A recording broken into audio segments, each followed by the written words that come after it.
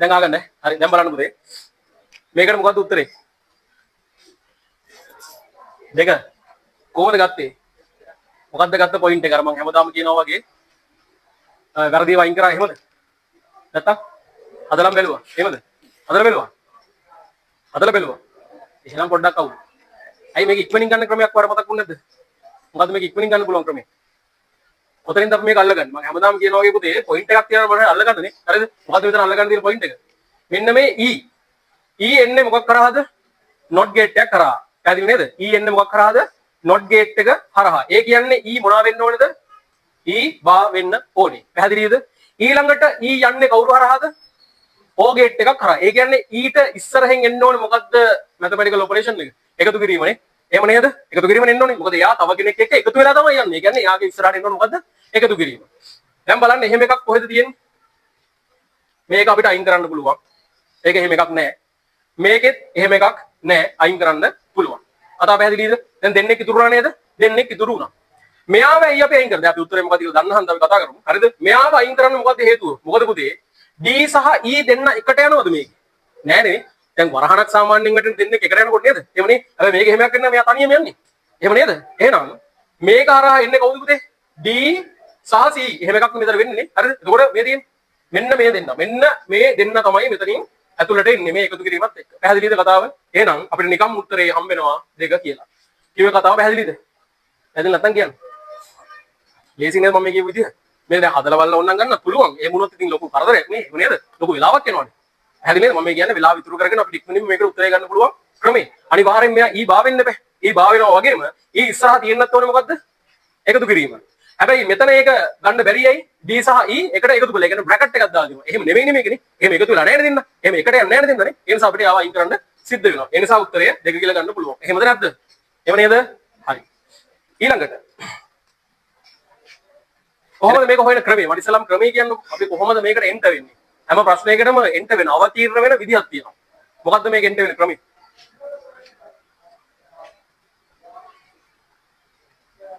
කොහොමද මේක දැන් මේක අහන්නේ මොකද්ද? දෙන ලද ආදාන වලට ඉන්පුට් වලට සමාන වූ ප්‍රතිදාන ලබා දෙනුවේ පහත දක්වා ඇති කවර තර්කන පරිපතය මගින්ද?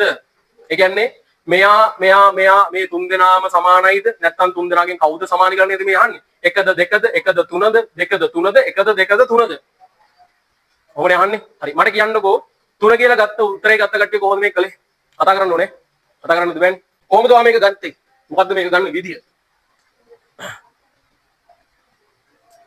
දාලා බැලුවා මේකට. කොහොමද දාලා බැලුවේ? 1 බිංදුව 1 එහෙම 1යි බිංදුව විතරක් දාලා බෑ. ඊට පස්සේ බිංදුවයි බිංදුව නේද? 1යි 1 අවස්ථා තියෙනවා නේද කොට? මට මතක් කරන්න ඉන්පුට් දෙකක් තියෙනකොට අවස්ථා කීයක් තියෙනවද? අපේ ට්‍රුත් ටේබල් එකේ සතිත වගේ අවස්ථා කීයක් වෙනවද?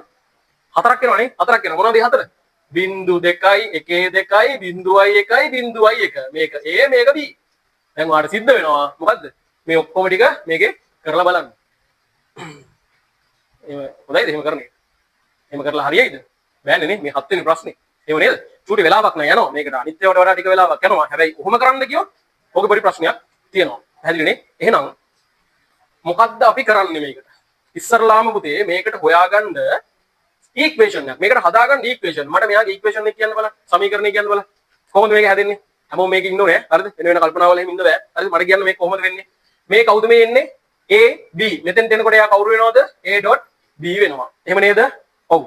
ඊළඟට මේ එන්නේ කවුද? A එනවා. මේ මෙතෙන්ට එන්නේ කවුද? B එනවා. එතකොට මෙතෙන්ට උත්තරේ එන්නේ මොකක්ද පුතේ එන්නේ? A.B.B කියලා එනවා. එහෙමනේ. ඊළඟට මෙතනින් එළියට එන්නේ මොකද්ද? A එකතු කිරීම A.B.B. ඔහොම එකක් නේද එළියට එන්නේ? මේව එකක් නේද? ඔව්. ඊළඟට අනිත් කෙනාගෙත් හොයන්න බලන්න. මෙතනට A එනවා. මෙතෙන්ට A එනවා. මෙතෙන්ට B එනවා. මෙතෙන්ට එනවා A.B. මෙතනින් එළියට එන්නේ මොකද්ද පුතේ? A එකතු කිරීම A.B කියලා එකක් එනවා. එහෙම නේද? හරි. ඊළඟ කෙනාගේ ටක් ගාලා හදාගන්න මේක ඉච්චර වෙලා නැහැ නේ. හරි. මේක A+B. මෙතනින් එනවා A. මෙතනින් එළියට එනවා A.A+B කියලා එකක් එනවා. A.A+B කියලා එකක් එනවා. දැන් මේ සමීකරණ තුන නැත්නම් මේ බූලියානු ප්‍රකාශන තුන දිහා බලපුවම මට සමානයි වගේ පේනවද? එහෙම සමානයි කියලා ගන්න බෑ. මෙතන අහන්නේ මොනවද උතේ?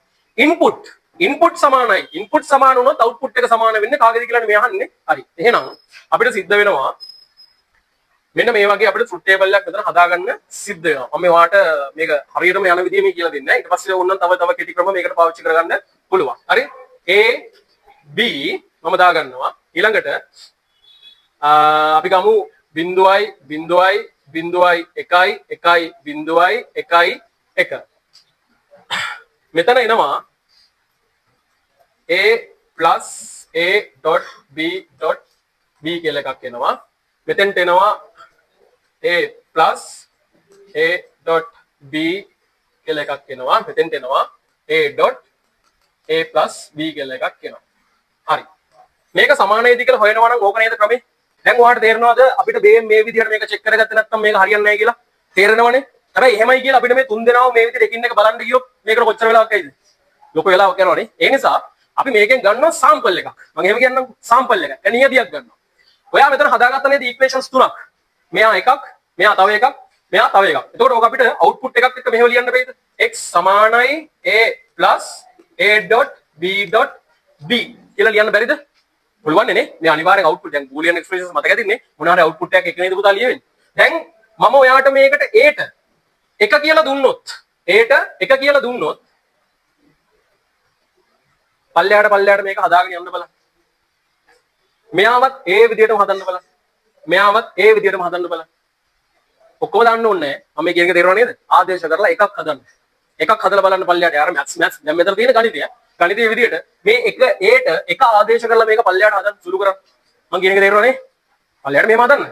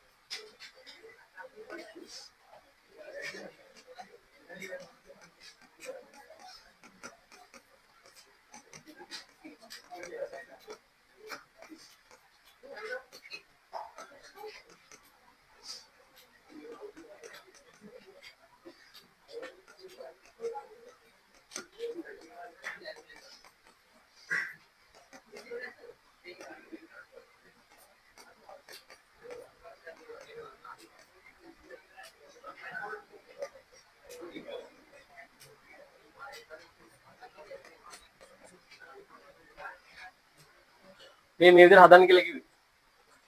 තුන්දෙනාගම කීයකේ දාවේ? 1 1 1 කියලා ආවද නැද්ද? අපි ගත්තේ මෙන්න මෙයාවනේ. මෙන්න මේ අවස්ථාවනේ ගත්තේ. ওই අවස්ථාවේදී 1 a 1 නම් මං කිව්වේ a 1 විදිහට ගන්න කියලා. a 1 විදිහට ගන්නකොට b කීයද? බිඳුව වෙන්න බෑ. මේ දින අවස්ථාව. b බිඳුව වෙන්න බෑනේ. එහෙම නේද? මේ අවස්ථාවේදී b බිඳුව. අපි ඔයාලට ඕන නම් b 1 දාලා හදලා බලන්නකෝ. ඒ සමානයි.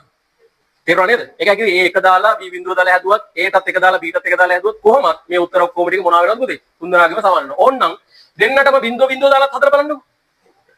a ට බිඳුව දාලා b ට 1 දාලා හදලා බලන්නකෝ. ඒත් මේක තුනම සමානයි නැද්ද? සමානයි. දැන් තේරුණාද කතාව? පැහැදිලිනේ? එහෙමයි කියලා ඔය ඔක්කොම ටික හදන්න යන්න එපා. එහෙම ඕනේ නැහැ. තේරුණා නේද? එක අවස්ථාවක් අරගෙන බැලුවා නම් ඒක සමානයි නම් වැඩේ ඕකේ. හරි මේ කියන්නේ. හැබැයි දැන් ඔයාලට තේරෙනවනේ ඇයි මෙහෙම කරන්න කියලා නේ. නැත්නම් මම ඔයාලට දැන් කිව්වනම් ඉස්සෙල්ලා සමීකරණේ හදලා ඒකට ආදේශ කරලා බලන්න කියලා. ඔයාලට මෙලෝ දැන් තේරෙන්නේ නැහැ. ඇයි එහෙම කරන්න කියලා තේරෙන්නේ නැහැ. හැබැයි දැන් ඔයාලට තේරෙනවනේ ඇයි එහෙම කරන්න කියලා. කොහෙන්ද අපිට a ට 1යි b ට බිඳුවයි ආවේ? මෙන්න මේ ට්‍රුත් ටේබල් එකෙන්. දැන් තේරෙනවනේ පුතේ. ට්‍රුත් ටේබල් එකෙන් තමයි ඒක ආවේ. ඒ කියන්නේ උත්තරය 4. අත පැහැදිලි? එහෙනම් රතු පෑනෙන් ලියලා තියාගන්න. හරිද? එක්ක මතකේ තියාගන්න. මේ වගේ මෙහෙම තුනක් දෙකක් නැත්නම් කිහිපයක් දීලා නැත්නම් එක ඩයග්‍රෑම් එකක් දීලා මේ මොනවාද මේ ඉන්පුට් කිහිපයක් දීලා මේ අවස්ථාවවලදී සමාන වෙන්නේ කවුද?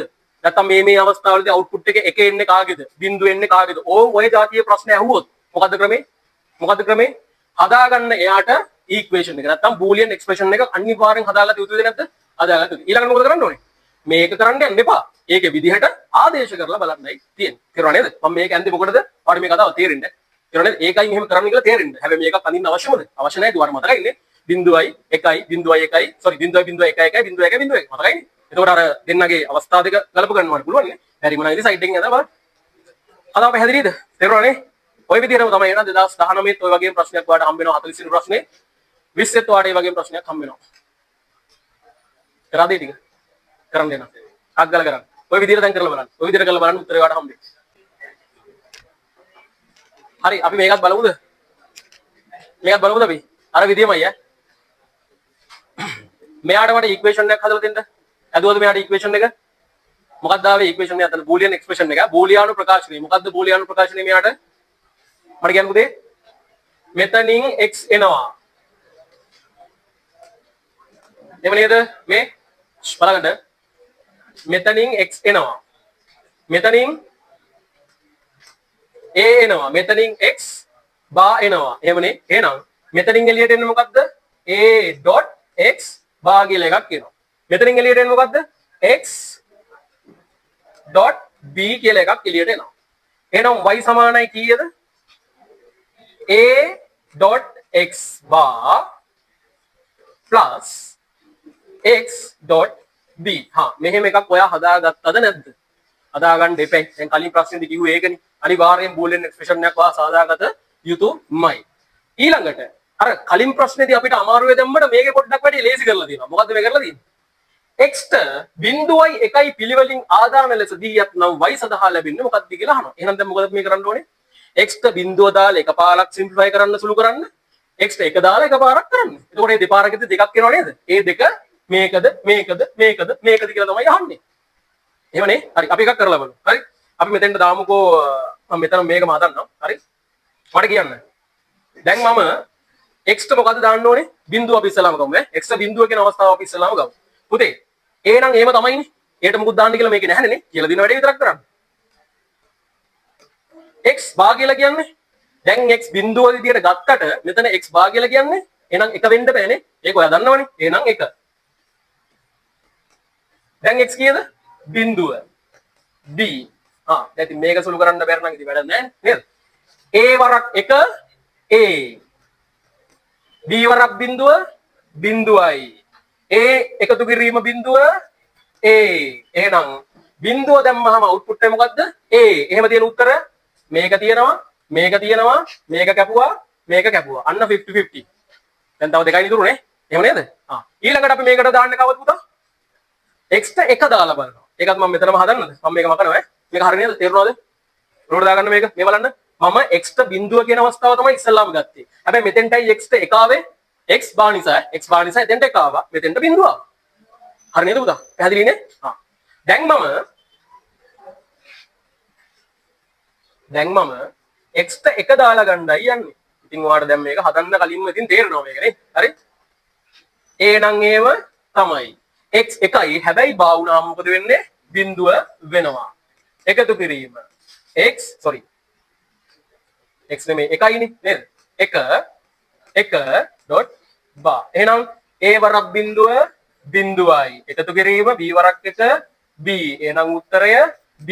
එහෙනම් උත්තරය මෙන්න. හරිනේ. කලින් විදිහම නෙමෙයිද? කලින් විදිහම තමයි. ඒකනේ මම කිව්වේ.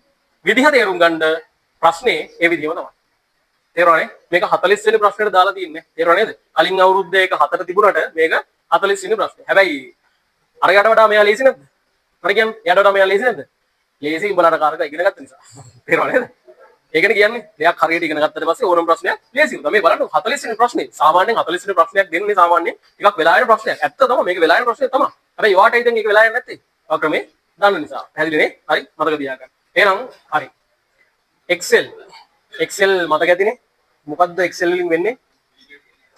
data analyzing. දත්ත විශ්ලේෂණය. එතකොට මේක ඇතුලේ අපිට මොනවද කරන්න පුළුවන් පුතේ? ගණන් හදන්න පුළුවන්. සරලව. එතකොට මේක වාට ආවොත් එන්නේ ප්‍රශ්නයක් මොන වගේ ප්‍රශ්නයක් දෙන්නේ? ගණන් හදන වගේ ප්‍රශ්නයක්. එක්කෝ එකතු කරනවා, අඩු කරනවා, වැඩි කරනවා, බෙදනවා, ඒ වගේ ප්‍රශ්නයක් තමයි එන්නේ. එහෙම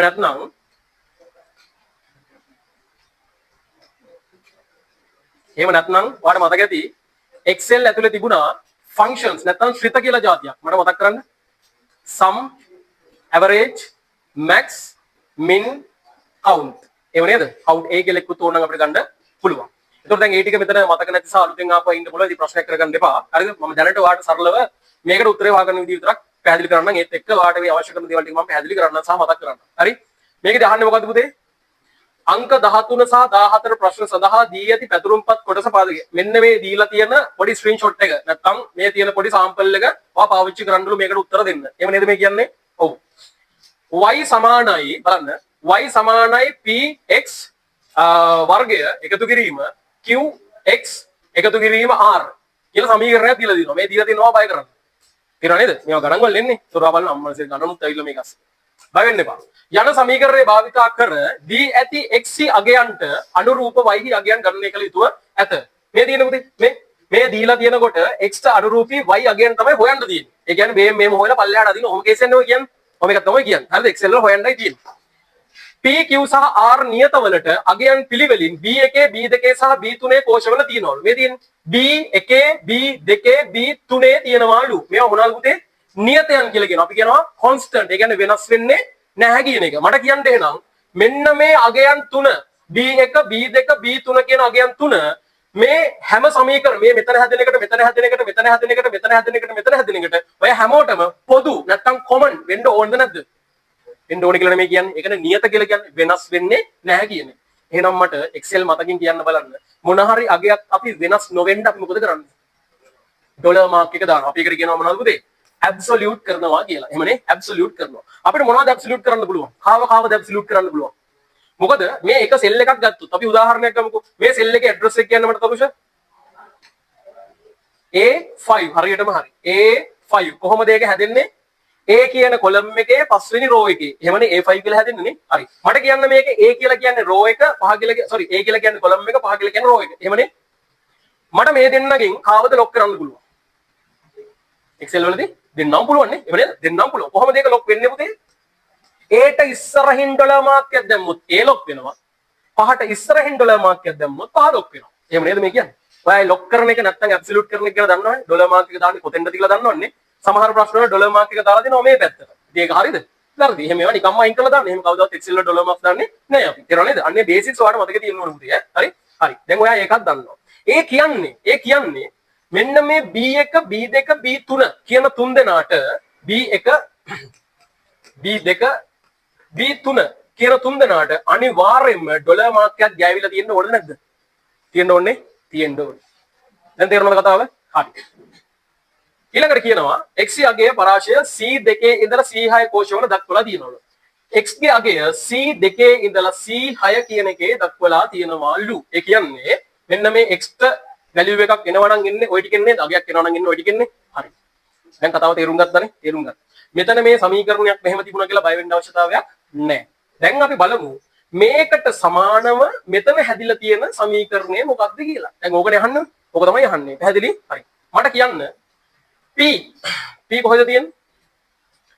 B1 වෙන්න ඕනේ. එහෙනම් අනිවාර්යෙන් මේ සමීකරණය පටන් ගන්න ඕන කාගෙන්ද? B1 ෙන්. බලන්න B1 පටන් ගන්න තියනවද කියලා? B1 පටන් ගන්න තියනවද? තියෙනවා. ඒ කියන්නේ හැම එකම B1 පටන් ගන්න තියෙනනේ. හැම එකම B1. හැබැයි ඩොලර් මාක් එක දාලා නැති B1 තියෙනවනේ. එහෙම වෙන්න බෑනේ. එහෙම වෙන්න බෑ. ඒ කියන්නේ මේ දෙන්න නිකම්ම අයින් වෙනවා.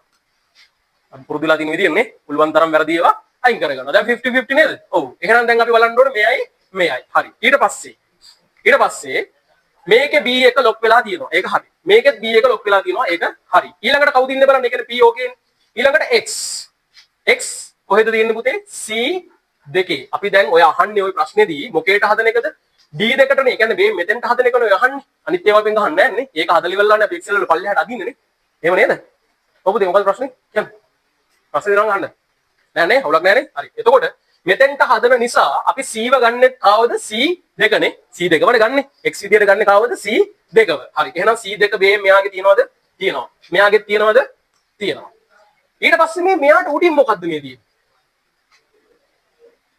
මේ මොකද්ද මේ තියෙන්නේ? බලය නැත්තම් වර්ගයනේ. ඒ කියන්නේ එයා අනිවාර්යයෙන්ම එයාගෙන්ම ගුණ වෙන්න ඕනේ කියන එක නේ. ඒ කියන්නේ C2 ගුණ කිරීම C2. ඒකත් තියෙනවා. මෙයාගෙත් ඒක තියෙනවා. හරිනේ. පැහැදිලිද? අපි මේ සංසන්දනය කරලා බලනවා. හරිද? ඒකත් හරි. ඊළඟට Q ඉන්නවා. මෙන්න Q. Q කොහෙද ඉන්නේ පුතේ? B2. B2ක් අනිවාර්යයෙන්ම මොනවා වෙන්න ඕනද? ඩොලර් වෙන්න ඕනේ. එහෙනම් මේක එක ඩොලර් වෙලා නැහැ. නිකම්ම මෙයාව sorry අපි මෙයාත් එක්ක සංසන්දනය කරන්න ඕනේ. මේකෙදි sorry මම මේකත් එක්ක බැලුවේ. මේ හතරත් එක්ක බලන්න ඕනේ. sorry. දැන් මේකෙදි මේ දෙන්නම ඩොලර් කරලා නේද? ඒ දෙන්නම ඩොලර් කරලා ලොකු ප්‍රශ්නයක් නේද? අපිට එතනින් මොහාගෙන පුළුවන් ඈ. මම වෙන එකක් සංසන්දනය කරේ sorry. මේ දෙන්නම ඩොලර් කරා කියලා කියන්නේ මෙයාව ලොක් කරලා කියන එක නේද? එයාව ලොක් කරලා. එයාව ලොක් කරන්න පුළුවන්ද? බෑ. X පල්ලෙහාට යනකොට x වෙනස් වෙන්න ඕනේ. මේකට එනකොට x වෙනස් වෙන්න ඕනේ. වෙනස් වෙන්න ඕනේ. වෙනස් වෙන්න ඕනේ. එහෙනම් මෙතන මේ වෙනස් වෙන්න දීලා නැහැ නේද මෙයාට? ඒ කියන්නේ මෙයාවත් නිකම්ම අයින් වෙනවා. උත්තරේ 1 කියලා ඉතුරු වෙනවා. මම කියපු කතාව තේරුණාද? පැහැදිලිනේ? හරි. මෙතන මම මෙයාව සංසන්දනය කරේ. මෙයා මෙතනින් අයින් වෙන්න බෑ. හරිද? C2 කොහෙද තියෙන්නේ? C2 මෙතන ඉන්නේ පුතේ. මෙයාව කවදාවත් ලොක් වෙන්න පුළුවන්ද? ලොක් වෙන්න බෑ. මෙතන ලොක් වෙන්න පුළුවන් කවුරු විතරද? මේ B1යි B2යි B3යි විතරයි. වෙන කිසිම කෙනෙක් මේක ලොක් වෙන්න පුළුවන්ද? ඩොලර් මාක් වදින්න පුළුවන්ද? වදින්න බෑ. දැන් හරිනේ කතාව. එහෙනම් මේකේ මොන වගේ සමීකරණයක් දුන්නත් ඒක අපිට වැඩක්ද? ඒක ගණිතයද? ඒව හදන්න තියෙන්නේ සුළු කරන්නද? නෑ. එහෙම එකක් නෙමෙයි. ප්‍රශ්නයක් කරගන්න ඕනේ නෑ. හරි. ඊළඟට y අනෙකුත් අගයන් ලබා ගැනීම සඳහා D2 ඇති සූත්‍රය D3 D6 D3 ඉඳලා D6 මේ කොටසට පිටපත් කළේයි උපකල්පනය කරන්න. හරි. මේක හදලා පල්ලෙහාට ඇද්දලු. එහෙම නෙමෙයි කියන්නේ ඇද්දලු. හරි. y විශාලතම අගය ලබා ගැනීම සඳහා D7 කෝෂයේ මේක ඉතින් ඇද්ද කියලා කියන්න ඕනෙත් නෑ නේ. නේද? ඇද්ද කියලා හරි ඇද්ද තමයි. දැන් මේ අපෙන් අහන්නේ මොකද්ද? විශාලතම අගය. එහෙනම් පුතා විශාලතම අගය ගන්න පුළුවන් කාගෙන්ද? මැක්ස් එකෙන් වෙන්න බෑනේ. ඕන් උත්තරේ. අය අහන්න දෙයක් නැහැ. තේරෙනවද නේද? හදන්න දෙයක්වත් නැහැ. ඒක මතකයෙන් කියන්නයි තියෙන්නේ. හරි? ඊට පස්සේ 15ක් තියෙනවානේ. 15 වෙනි එකක් තියෙනවා. අපි ඒකත් බලමු.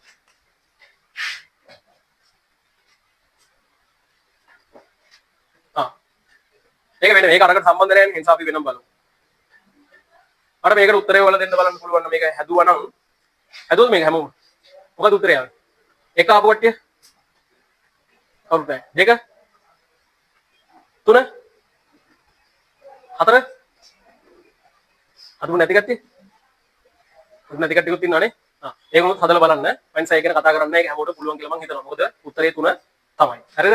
දැන් අහන්නකෝ. මේ තියෙන්නේ 2018 4වෙනි ප්‍රශ්නේ පළවෙනි කොටස. කියන්නේ දෙවෙනි පේපර් එකේ Excel. හරි? අනිවාර්යෙන් මතක තියාගන්න Excel ප්‍රශ්නයක් දෙනකොට මේ වගේ පොඩි විස්තරයක් නැත්නම් Excel වල සරලවම කියන ස්ක්‍රීන්ෂොට් එකක් ඔයාලට දෙනවා. ඒ කියන්නේ හදපු මොන හරි දෙයක ස්ක්‍රීන්ෂොට් එකක් නැත්නම් පොඩි සාම්පල් එකක් ඔයාලට මෙතනින් දෙනවා. ඔයා ඉස්සල්ලාම කරන්න ඕනේ ප්‍රශ්න මුකුත් කියවන්න කලින් මම මේ කරන්න ඕන දේ කියන්නේ. හරි?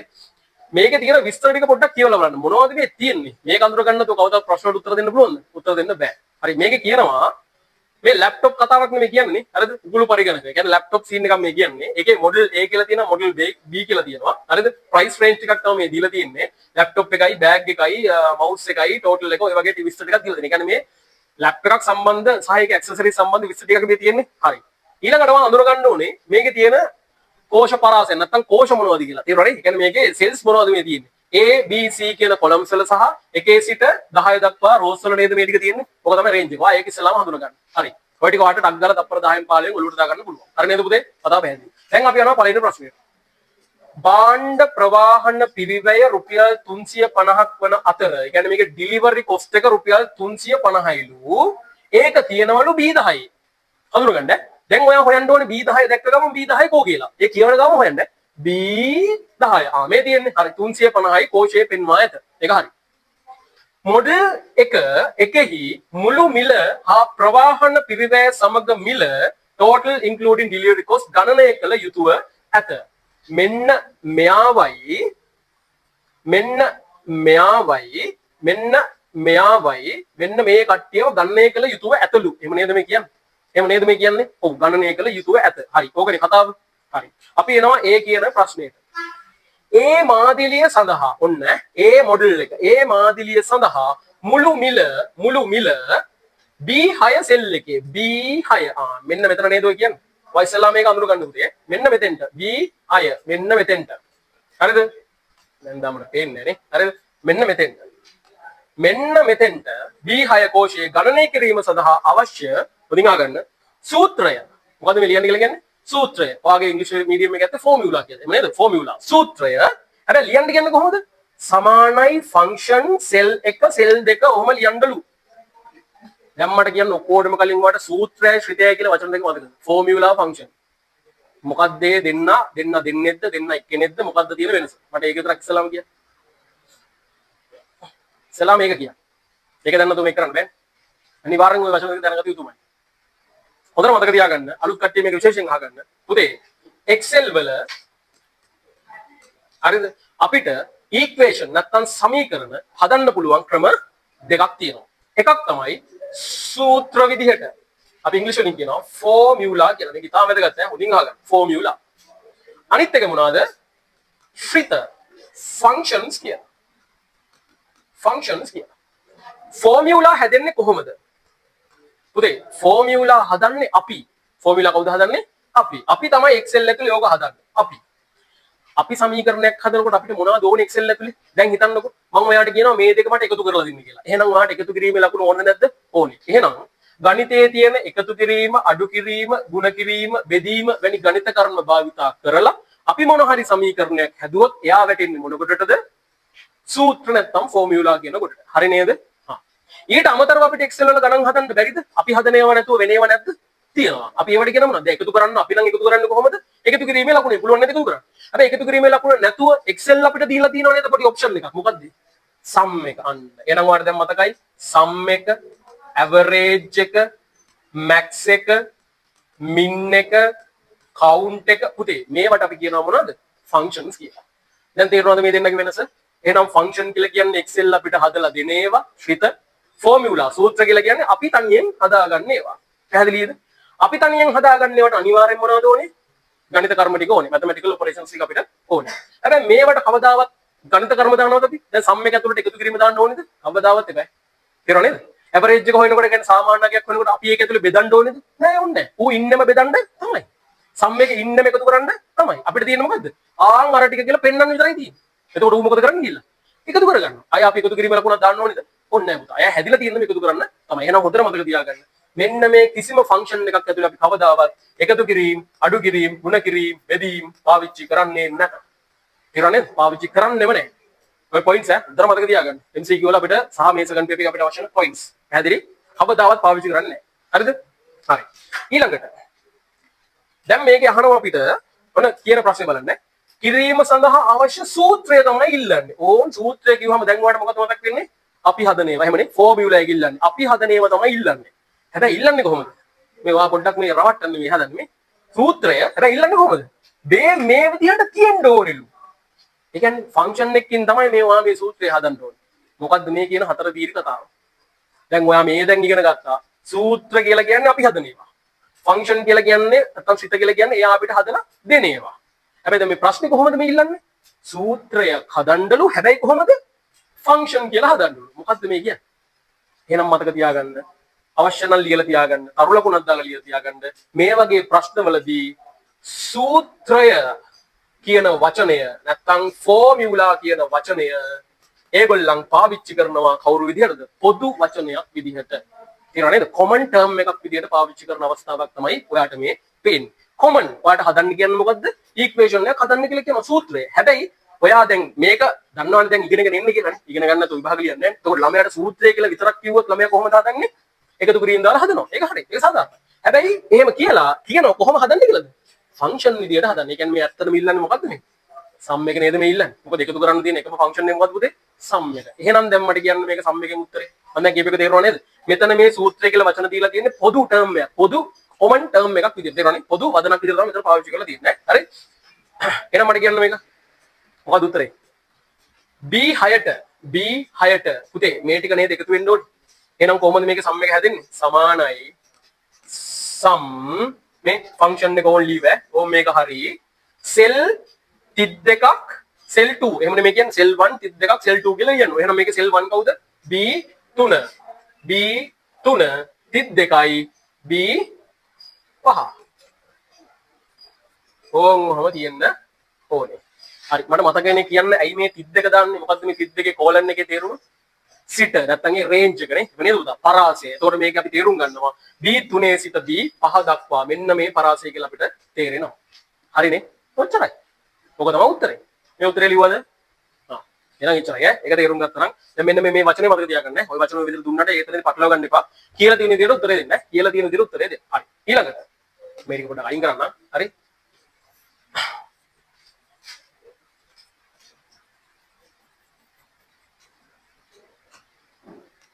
හරි. D මෙම සූත්‍රය කියන්නේ මොකක්ද? අර කලින් හදපු එකනේ. කලින් හදපු එක C6 කෝෂයට. කොයි පුතේ C6? C6 මේ මෙතෙන්ට. පිටපත් කළේ නම් එහි දිස් වෙන අගය කුමක්ද? එහි දිස් වෙන අගය අහන. අගේ අහන්නේ සමීකරණ නෙමෙයි. මොකක්ද අගේ? පුතේ මේ ටික එකතුව නේද? කීයද මේ ටික එකතුව? 70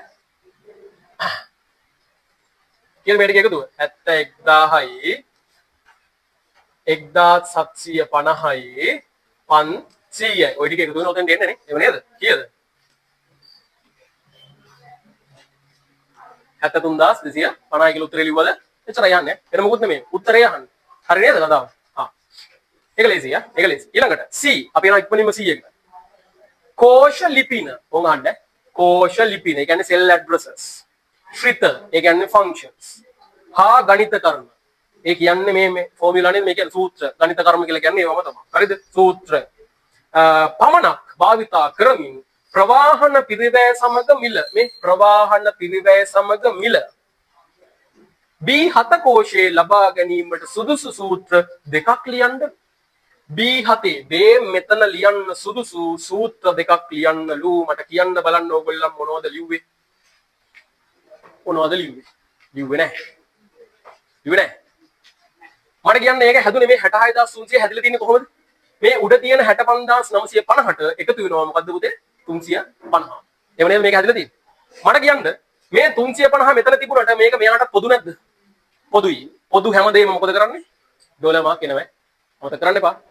පොදු හැමදේම ඩොලර් මාක් එනවා. මොකද මේ 350 මෙයාටත් පොදුයි, මෙයාටත් පොදුයි. එහෙම නේද? ඔව්. එහෙනම් මට කියන්න බලන්න මේක හදන්න පුළුවන් එක එක විදි මොනවද කියලා. එක්කෙනෙක් අපි ගමු එක්කෙනෙක් ලියපු එකක් මට කියන්න බලන්න. සමානයි. මම එකක ලියලා දෙන්නද? හරි. මම එකක් ලියනවා. sum. මට පුළුවන් නේද ශ්‍රිත පාවිච්චි කරන්න ෆන්ක්ෂන් පුළුවන් නේ කියලා දෙනවා පුළුවන්. sum මේ ටික එකතු වෙන්නේ කොහමද? b3 semicolon b5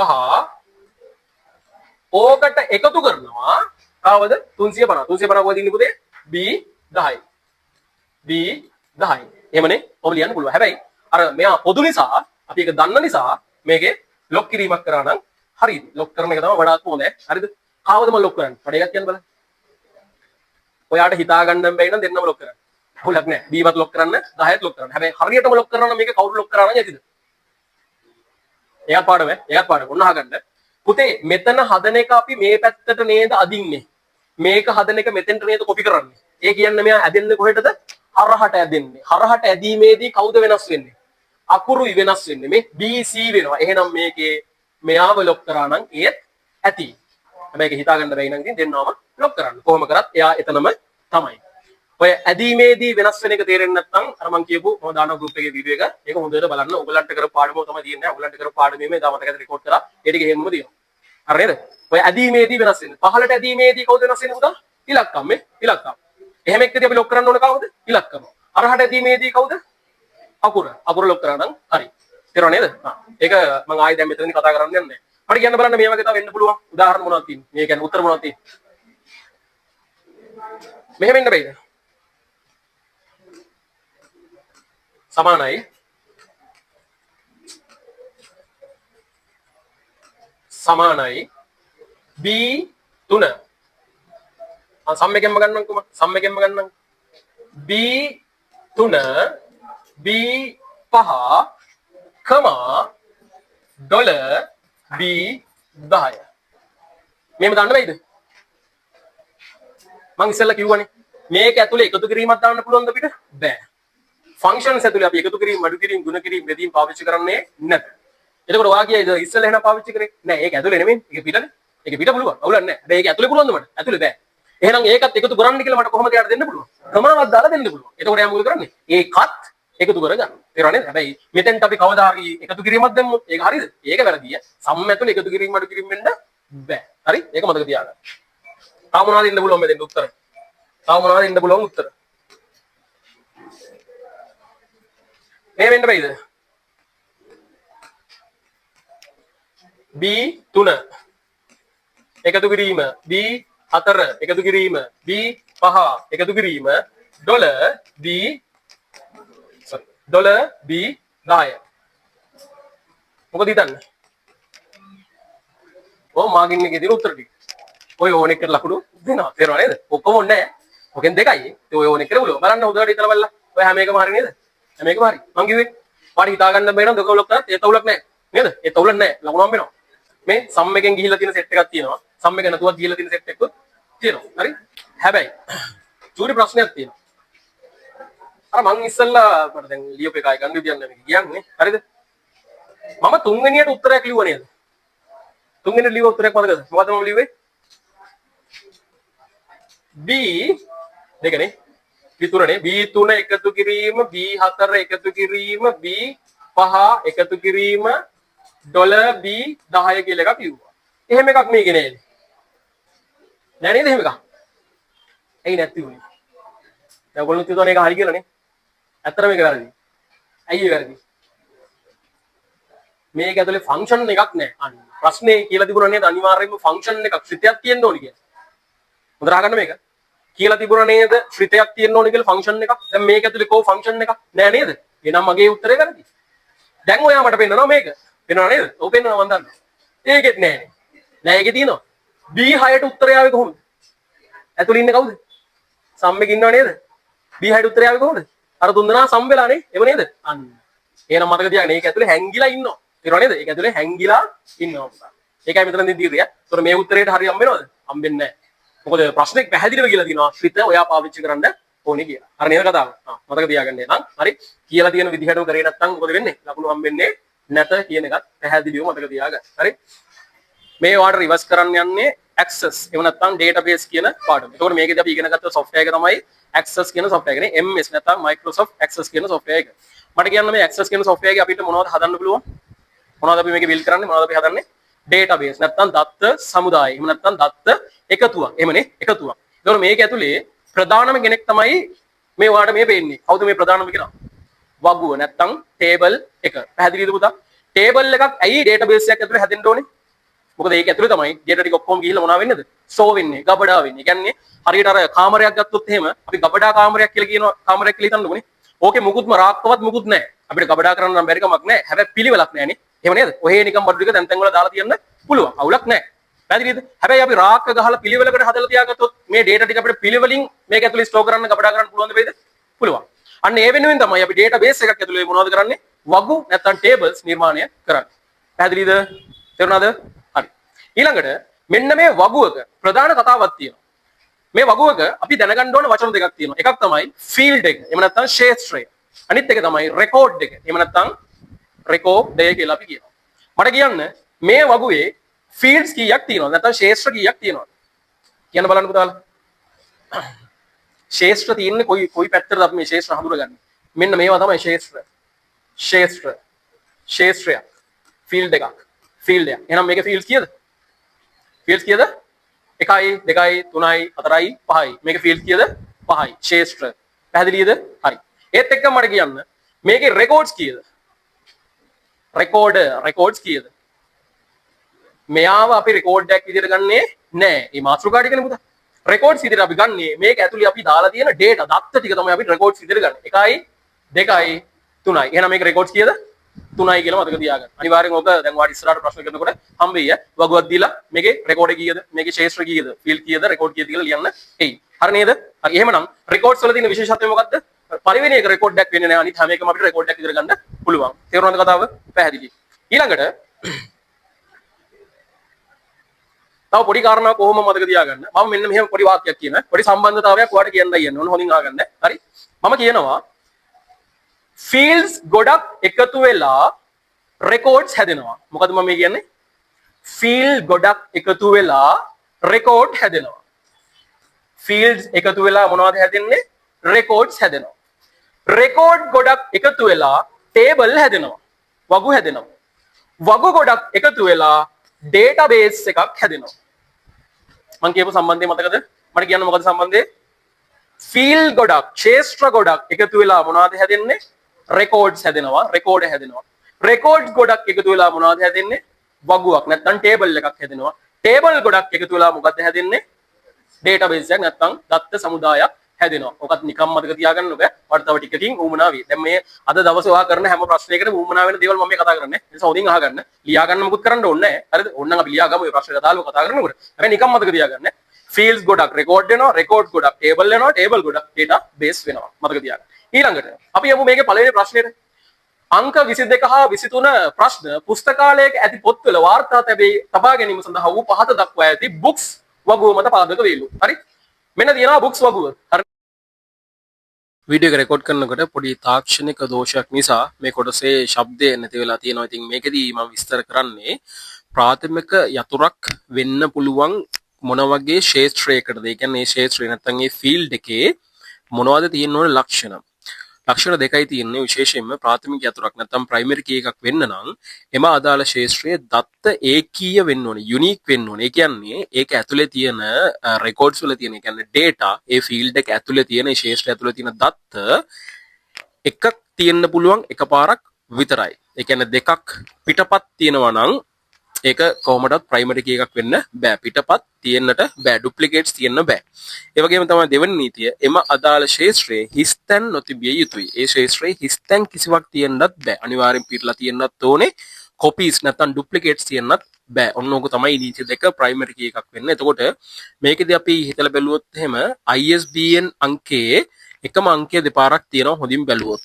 ඊළඟට බුක් නේම් එකත් අපිට ගන්න විදියක් නැහැ. ඒකෙත් එකම නම දෙපාරක් තියෙනවා. ඊළඟට පබ්ලිෂර් ID එකත් ඒ විදිහටම තමයි එකම අංකය දෙපාරක් තියෙනවා. ඒ වගේම අපි බැලුවොත් එඩිෂන් එකත් එකම අංකය දෙපාරක් තියෙනවා. එහෙනම් මේකේ ගැළපෙනම ප්‍රාථමික යතුරු විදිහට ගැළපෙනම ක්ෂේත්‍රය වෙන්නේ බුක් ID එක. හොඳට බැලුවොත් එහෙම ඒකේ තියෙන්නේ විවිධ අංක 4ක් 23.4 23.5 23.6. එහෙනම් 22 වෙනි ප්‍රශ්නයට මේ දීලා තියෙන උත්තර 4 ඇතුලෙන් ගැළපෙනම ප්‍රාථමික යතුරක් සඳහා යෝග්‍ය ක්ෂේත්‍රය වන්නේ බුක් ID කියන පිළිතුර අපිට ලබා ගන්න පුළුවන්. ඊළඟට 23 වෙනි ප්‍රශ්නයට අදාළව මම කතා කරන්නේ ආගන්තුක යතුරක ලක්ෂණ. එකක් වෙන්න නම් එයා වෙනත් කොහේ හෝ වගුවක කවුරු වී සිටිය යුතුද? ප්‍රයිමරි කී එකක් වෙලා ඉන්න ඕනේ. ඒ කියන්නේ කොහේ හරි තැනක ප්‍රයිමරි කී කෙනෙකුට විතරයි තවත් වගුවක කවුරු වෙන්න පුළුවන්ද? ෆොරින් කී නැත්නම් ආගන්තුක යතුර වෙන්න පුළුවන්. ඒ වගේම එයාගේ තියෙන තවත් ලක්ෂණයක් තමයි වගු දෙකක් අතර හෝ කිහිපයක් අතර මොනවාද ඇති කරන්නේ? ලින්ක් එකක්, සම්බන්ධතාවයක් ඇති කරනවා. තේරුණානේ? මේ සම්බන්ධතාවය ඇති කරන්නම තමයි කවුද ඉන්නේ පුතා? ආගන්තුක යතුර ඉන්නෙම පැහැදිලිනේ? හරි. මට එනම් කියන්න මේකේ ආගන්තුක යතුරකට ගැලපෙන්නේ කවුද? කවුද ගැලපෙන්නේ?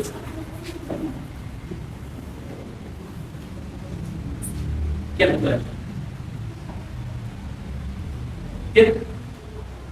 එකද තුනද හතරද? ඒ කියන්නේ book ID ද, book name ද, edition ද, publisher ID. මොකද क्या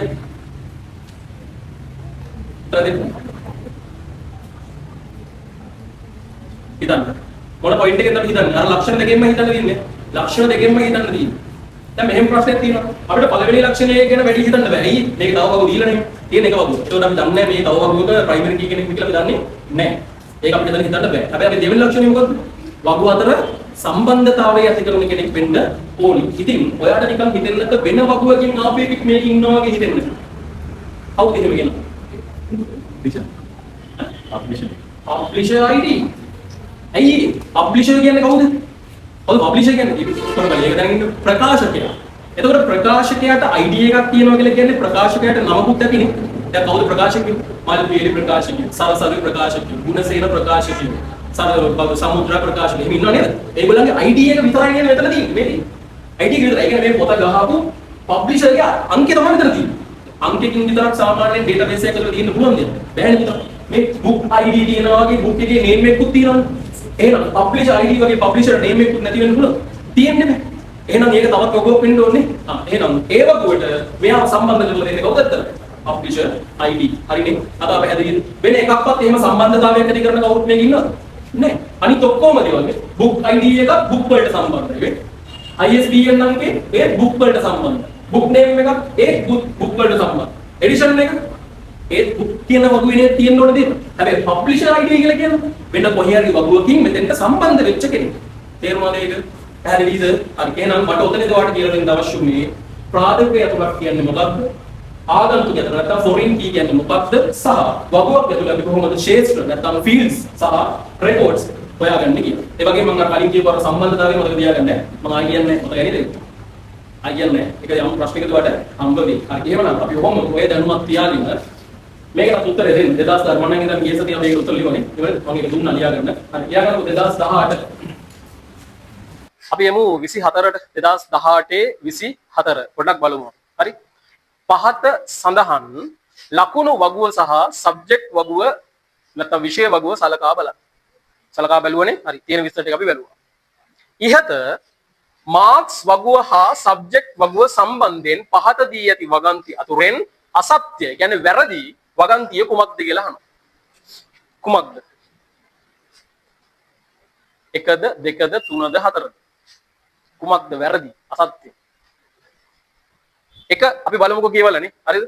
මාක්ස් වගුවේ පවතින ඇඩ්මිෂන් නම්බර් ඇතුළත් වීම අංක හා සබ්ජෙක්ට් කෝඩ් විෂය කේතේ යනු සංයුක්ත යතුරකි කොම්පොසයිට් කී කියලා කියනවා. ඔන්න දැන් අපිට තව එකක් ඉගෙන ගන්න හම්බුණා. මොකද්ද මේ? කොම්පොසයිට් කී සංයුක්ත ප්‍රාථමික යතුරක් නැත්නම් සංයුක්ත යතුරක් කියලා අපි කියනවා. කොම්පොසයිට් කී නැත්නම් කොම්පොසයිට් ප්‍රයිමරි කී කියලා කියනවා. මොකද්ද එයා? කවුද එයා? කොහොමද අපි එයාව නිර්වචනය කරන්නේ? ඇයි එහෙම කෙනෙක් හැදෙන්නේ සාමාන්‍යයෙන්? හොඳට මතක තියාගන්න. ප්‍රයිමරි කී එකක් කියලා කියන්නේ එක්කෙනෙක්නේ. එක්කෙනෙක් දාන්න බැරි අවස්ථාවකදී අපි මොකද කරන්නේ? දෙන්නෙක්ව එකතු කරලා දානවා. සංයුක්ත කරනවා. කොම්පොසයිට් කරනවා. එකට එකතු කරලා හදනවා. පැහැදිලිනේ? හරි. මට කියන්න පොඩ්ඩක් අපේ අර ප්‍රයිමරි කී නැත්නම් ප්‍රාථමික යතුරේ නීති රීති වලට අනුව මෙයාට ප්‍රාථමික යතුරක් වෙන්න පුළුවන්ද? පුළුවන්ද? ඇයි බැරි? හේතුව එකම නම්බර් එක තැන් දෙකක තියෙනවා. හරියටම හරි. බෑ. ඒ කියන්නේ මෙයා බෑ. මෙයා පුළුවන්ද? ඒත් බෑ. ඇයි මේ? එකම නම්බර් එක තැන් දෙකක තියෙනවා. ඒ වගේම මාක්ස් ලකුණු වගේ එකක් අපි කවදාවත් ප්‍රයිමරි කී කරන්නේ නැහැ පුතා. ලකුණු කොහොමත් වෙනස් වෙන්න පුළුවන් සහ සමාන වෙන්න පුළුවන් නේ. බොහොම විට සමාන වෙන්න පුළුවන්. ඒ නිසා අපි ඒ කෙනෙක්ව අපි සලකලා බලන්නේ නැහැ. මට කියන්න දැන් මේක එක එකක්වත් නැහැ නේ ප්‍රයිමරි කී කරන්න. එහෙම බෑ. අනිවාර්යයෙන්ම ඩේටාබේස් එකක් ඇතුලේ හදන ටේබල් එකක ප්‍රයිමරි කී එක තියෙන්න ඕනේ. දැන් කවද දාන්නේ අපි? දෙකම එකතු කරලා දාන්න. එකක් බැරි කොට දෙකක් දාන්න. ඒකට තමයි අපි කියන්නේ කොම්පොසයිට් කී කියලා. තේරුණා නේද? එහෙනම් අපි මේකේ කවද දාන්නේ පුතා? මෙයාවයි කොම්පොසයිට් කරනවා. දැන් බලන්න අපි මේක කියවන්නේ කොහොමද? 1 එහෙම එකක් කොහෙවත් තියෙනවද? නැහැ. අන්න ඒකයි මේකේ තීරිය. තේරුණා නේද? මෙතන තියෙන 1 33නේ. එයා අරයට සමාන නැහැ. එහෙමයි අපි මේක බලන්න. දැන් සමාන නැහැ. හරි නේද කතාව? හරි. එහෙනම් මට කියන්න මේක හරිද? මේ වාක්‍ය හරිද? ඒක හරිනේ. හරියවනේ මේ අහන්නේ. පටලව ගන්න එපා. වැරදි එකයි අහන්නේ. ඒක හරි. හරි. අපි එමු දෙවෙනි එකට. මාක්ස් වගුවේ පවතින ඇඩ්මිෂන් නම්බර් ඇතුළත් වීමේ අංකය ප්‍රාථමික යතුරකි. නෑ නේද? ඒක නිසල්ලා අපි බැලුවේනේ. ඒ කියන්නේ ඒක වැරදි. ඒක තමයි උත්තරය. දෙක තමයි උත්තරේ වෙන්න ඕනේ. අපි අනිත් එකත් පොඩ්ඩක් කියවලා බලමුද? හරිද? අපිට ඉගෙන ගන්න ඕනේ මේ වැඩේ නේද?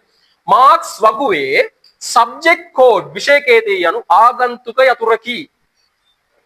සබ්ජෙක්ට් කෝඩ් කියලා කියන්නේ ආගන්තුක යතුරක්ලු. ඔව් මේ දෙන්න අතර සම්බන්ධතාවයේ ඇති කරන්නේ කවුරු විසින්ද පුතේ? සබ්ජෙක්ට් කෝඩ් එක විසින්. එතකොට මෙයා ආගන්තුක යතුරක්.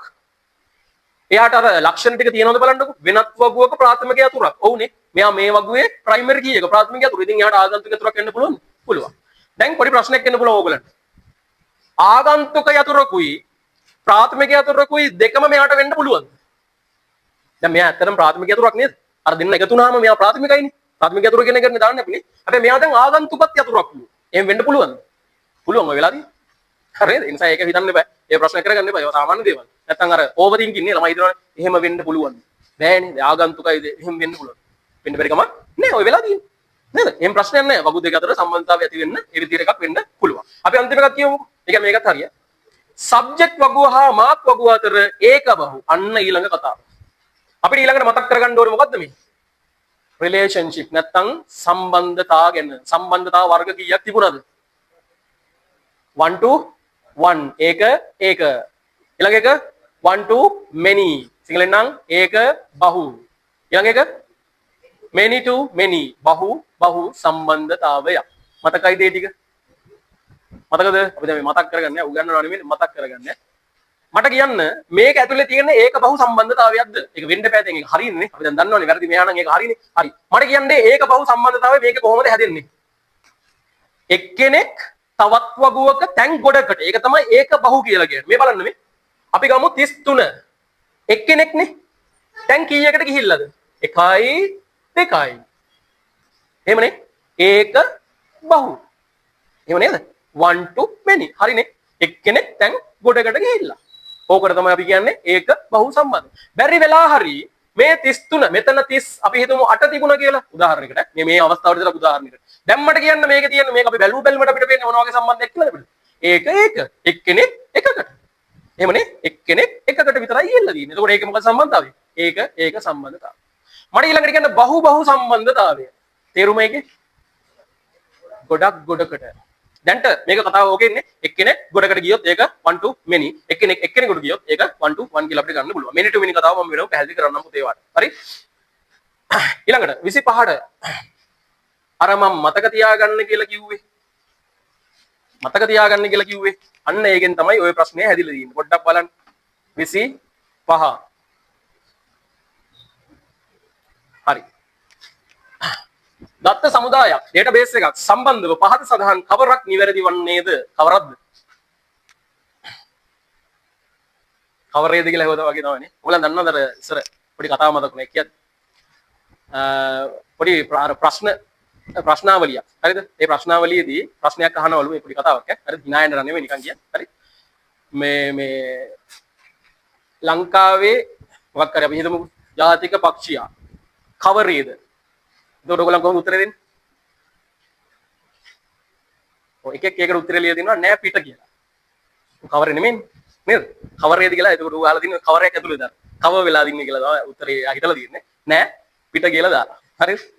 මේ ඔය වගේ තව සුපිරි එකක් හම්බුණා ඒව නම් මේක කියන්නත් බෑ ඇත්තටම. දැන් මේක රෙකෝඩ් දෙනවා මට දැන් මතක් වෙනවා මේක රෙකෝඩ් වෙනවා කියලා. ඒවා කියන්නත් බෑ පොඩි එකෙක්. හරිද?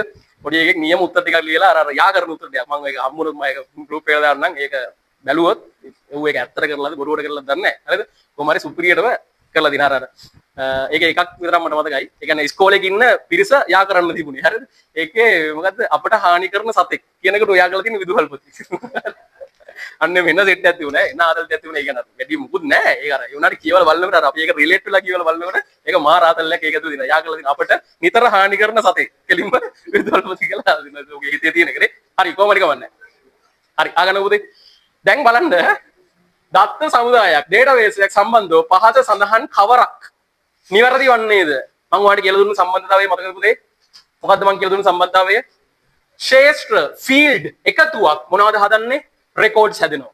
රෙකෝඩ්ස් එකතුවක් මොනවද හැදෙන්නේ? ටේබල් හැදෙනවා. ටේබල් එකතුවක් මොනවද හැදෙන්නේ? ඩේටාබේස් එකක් හැදෙනවා. එහෙනම් උත්තරය 1. ඔක හොඳට මතක තියාගන්න. උත්තරය 1. ඕවා හම්බෙන්නේ ප්‍රශ්නවලදී විතරයි. තේරෙනවද නේද? ඕවා පාඩම එහෙම කොහෙද තිබුණාද? නැතිුන්නේ නැහැ. ඕවා හම්බෙන්නෙම ප්‍රශ්න. ඒ කියන්නේ පුතා අර ඔයා ප්‍රැක්ටිකල් එක කළාට පස්සේ ප්‍රැක්ටිකල් එකේ පාඩම ඇතුලෙන් සාමාන්‍ය දැනීමෙන් ලියන උත්තරයක් තමයි ඇත්තටම මේ. ඒකත් ඉතින් මම ඔයාලට කටපාඩම් කෙරුවා. ඒක ඇත්තටම සාමාන්‍ය දැනීමෙන් ගන්න තියෙන්නේ. ඇත්තටම කොහොමද මේක වෙන්නේ? කටපාඩම් කරන්න තියපන්. මේක අවබෝධ කරගන්න කොහොමද ඇත්තටම වෙන්නේ? ෆීල් ගොඩක් කොහොමද රෙකෝඩ් එකක් හැදෙන්නේ? කොහොමද එහෙම වෙන්නේ? අපි ඒක පොඩ්ඩක් අවබෝධ කරගෙන යන්නේ. ඒක කටපාඩම් කරන්න ඕනේ නැහැ. ෆීල් ගොඩක් කොහොමද රෙකෝඩ් එකක් හැදෙන්නේ? මොකද පුතේ වගුවක දැන් නිකන් හිතන්නකෝ. වගුවේ මේවා නේද ෆීල්ඩ්ස්? මේවා නේද ෆීල්ඩ්ස්? ඕව නැහැ. ඕව නැත්තම් කොහොමද රෙකෝඩ් එකක් හැදෙන්නේ? ඒව නැහැ කියන්නේ වගුව නැහැ නේද? ඒව නැහැ කියන්නේ වගුවක් නැහැ කියන එක. එතකොට කොහොමද රෙකෝඩ් හැදෙන්නේ? තේරුණා නේද? ඒවා ගොඩක් එකතු වෙලා තමයි රෙකෝඩ්ස් හැදෙන්නේ. ඊළඟට මෙහෙම වගුව තියෙනකොට ඕම් වගුව. හැබැයි රෙකෝඩ් නැහැ. ඒක රෙකෝඩ් නැත්තම් මොනවද හැදෙන්නේ නැත්තේ? වගුවක් කියලා එකක් හැදෙන්නේ නැහැ. ඒ කියන්නේ වගුවේ තේරුමක් නැහැ. නිකන් හිස් වගුවකට අපි වගුවක් කියලා කිව්වට ඒකේ වගුවේ තේරුමක් තියෙනවා. තේරුමක් නැහැ. එහෙනම් මේක පිරෙන්න ඕනේ මේ. පිරෙන්න ඕනේ. අන්න රෙකෝඩ් පිරෙන්න ඕනේ. ඊළඟට මේ වගේ වගු තව ගොඩක් එකතු වෙලා මොකක්ද හැදෙන්නේ? ඩේටා බේස් එකක් හැදෙනවා. ඕකයි උතන සරලම කතාව. හරි නේද? ඒක මතක තියාගන්න. හරි එහෙනම් මේකට උත්තරේ 25. එහෙනම් අපි යමු 2019ට. ඔය ප්‍රශ්න ටික ඔය විදිහෙම ටිකක් ඔයාලට හම්බෙයි. ඔය ටිකට උත්තර ලියාගෙන යන්න. ඔයාලට විනාඩි 5කුත් වැඩි ඇතර. හරි? කතාව ඔළුවේ තියෙන හන්ද විනාඩි 5කුත් වැඩි. හරි පටන් ගමු අපි 2019. හරි. බලමු උත්තර ටික. උත්තරේ බලන්න. හරි දැන් ආගන්න උදේ වෙන වැඩ ඔක්කොම අතහැරලා දැන් ආගන්න. හරි? අංක 21 සිට මේ 2019 හරි අංක 21 සිට 24 තෙක් ප්‍රශ්න සඳහා පාදකයේදී ඇති දත්ත සමුදා වගවල කොටසක් පහත් දක්වා ඇත. පාසල් පුස්තකාල පොත් සිසුන් හා සිසුන් විසින් වෙන් කරන ලද පොත් පිළිබඳව දත්ත ආචරණය කිරීම ස්ටෝ කිරීම සඳහා මෙම වගු භාවිතා කෙරේ. පොත් කියලා වගුවක් තියෙනවා. පොත්වල විතර මෙන්න මේ පැහැදිලිව මේවා කියව ගන්න. මේ වරහන් ඇතුළේ තියෙන නෝට්ස් එහෙම නැත්නම් විශේෂ කරුණු අනිවාර්යයෙන්ම කියව ගන්න. මේක අපේ ප්‍රශ්න වලට වැදගත්. පොත්වල විස්තර සහ එක් පොත් වෙන් කර ඇති නැති බව දැක්වේ. වෙන් කර ඇති නැති බව දැක්වෙනවලු. සිංහල මීඩියම් අයට තමයි මේක විශේෂයෙන් ගන්න. මොකද මේවා ඔක්කොම තියෙන ඉංග්‍රීසි වලින් නිසා එකපාරට තේරෙන්නේ නැහැ. ඒගොල්ලන්ට තමයි මේවා පැහැදිලිව දීලා තියෙන්නේ. හොඳට කියවලා බලන්න. ඊළඟට ශිෂ්‍ය වගුව පාසලේ සියලු සිසුන්ගේ විස්තර සහ ඔවුන් පුස්තකාල සමාජිකද නැද්ද යන්න දැක්වේ. හරි? මේ තියෙන්නේ true false කියලා දීලා තියෙනවා. හරි? ඊට පස්සේ වෙන් කිරීම වගුව සිසුන්ගේ පොත් වෙන් කිරීමේ විස්තර දැක්වේ. හරි. පළවෙනි ප්‍රශ්නේ කියන්නේ 21. ශිෂ්‍ය වගුවේ ඇති ශේෂ්ත්‍ර සංඛ්‍යාව කොපමණද? ශේෂ්ත්‍ර කීයද පුතා? ශිෂ්‍ය වගුව. මේ තියෙන ශිෂ්‍ය වගුව. 1යි 2යි 3යි 4යි. එහෙම නේද? එහෙනම් උත්තරය හරි ලේසි. 3 කියලා අපිට ගන්න පුළුවන්. උත්තරය 3. උත්තරය මෙන්න මෙයා.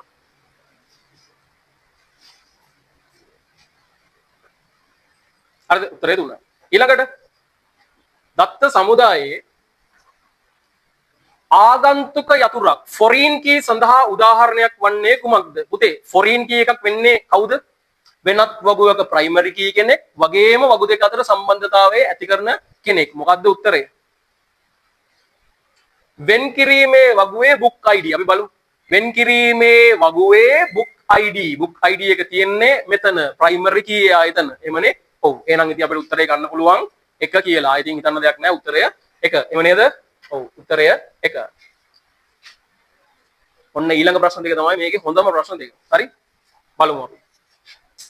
කුමාර් විසින් වෙන් කරන ලද පොතේ මාතෘකාව කුමක්ද? ඔයා කොහොමද මේක හෙව්වේ? ඔන්න ඔයාගේ ඇඟ ඇතුලෙත් දැන් වැඩ කරන්න පටන් ගන්නවා මොකද්ද? ඩේටාබේස් එකේ සීන් එක, රිලේෂන්ෂිප්ස් වැඩ කරන්න පටන් ගන්නවා. ඔයා ඉස්සල්ලාම යන්නේ කොහෙටද? කුමාර් විසින් වෙන් කරන ලද පොතේ මාතෘකාව. වෙන් කිරීමේ වගුවට නේද ඔයා ඉස්සල්ලාම යන්නේ? නෑ. ඔයා එතෙන්ට ගිහලා වැඩක් නෑ. එතන මොකුත් නෑ මේ. මොකුත් නෑ නේද? නෑ. ඔයා ඉස්සල්ලාම යන්නේ කොහෙටද? ශිෂ්‍ය වගුවට. ශිෂ්‍ය වගුව කියලා බලනවා කුමාර් කීයද?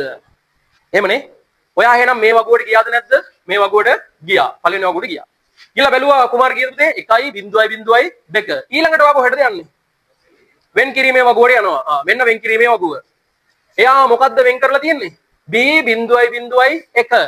ඒත් පොතේ නම තියෙනවද? නම නැහැ. ආයා කොහෙටද යන්නේ? උඩට යනවා. පොතේ විස්තර තියෙන වගුවට යනවා. 0.1 මොකද්ද? effective reading. sorry writing. effective writing. මොකද තමයි උත්තරේ. හැමෝම මේ උත්තරේ ගත්තද? වැරදිච්ච කට්ටිය ලැජ්ජ වෙන්න ඕනේ නැහැ පොඩ්ඩක් අතෝසන්ම. ලැජ්ජ වෙන්න කාරණාවක් නැහැ. හරි. කීප දෙනයි. අවුලක් නැහැ. මෙතනදී ලොකු කතාවක් අපිට තියෙනවා ඉගෙන ගන්න.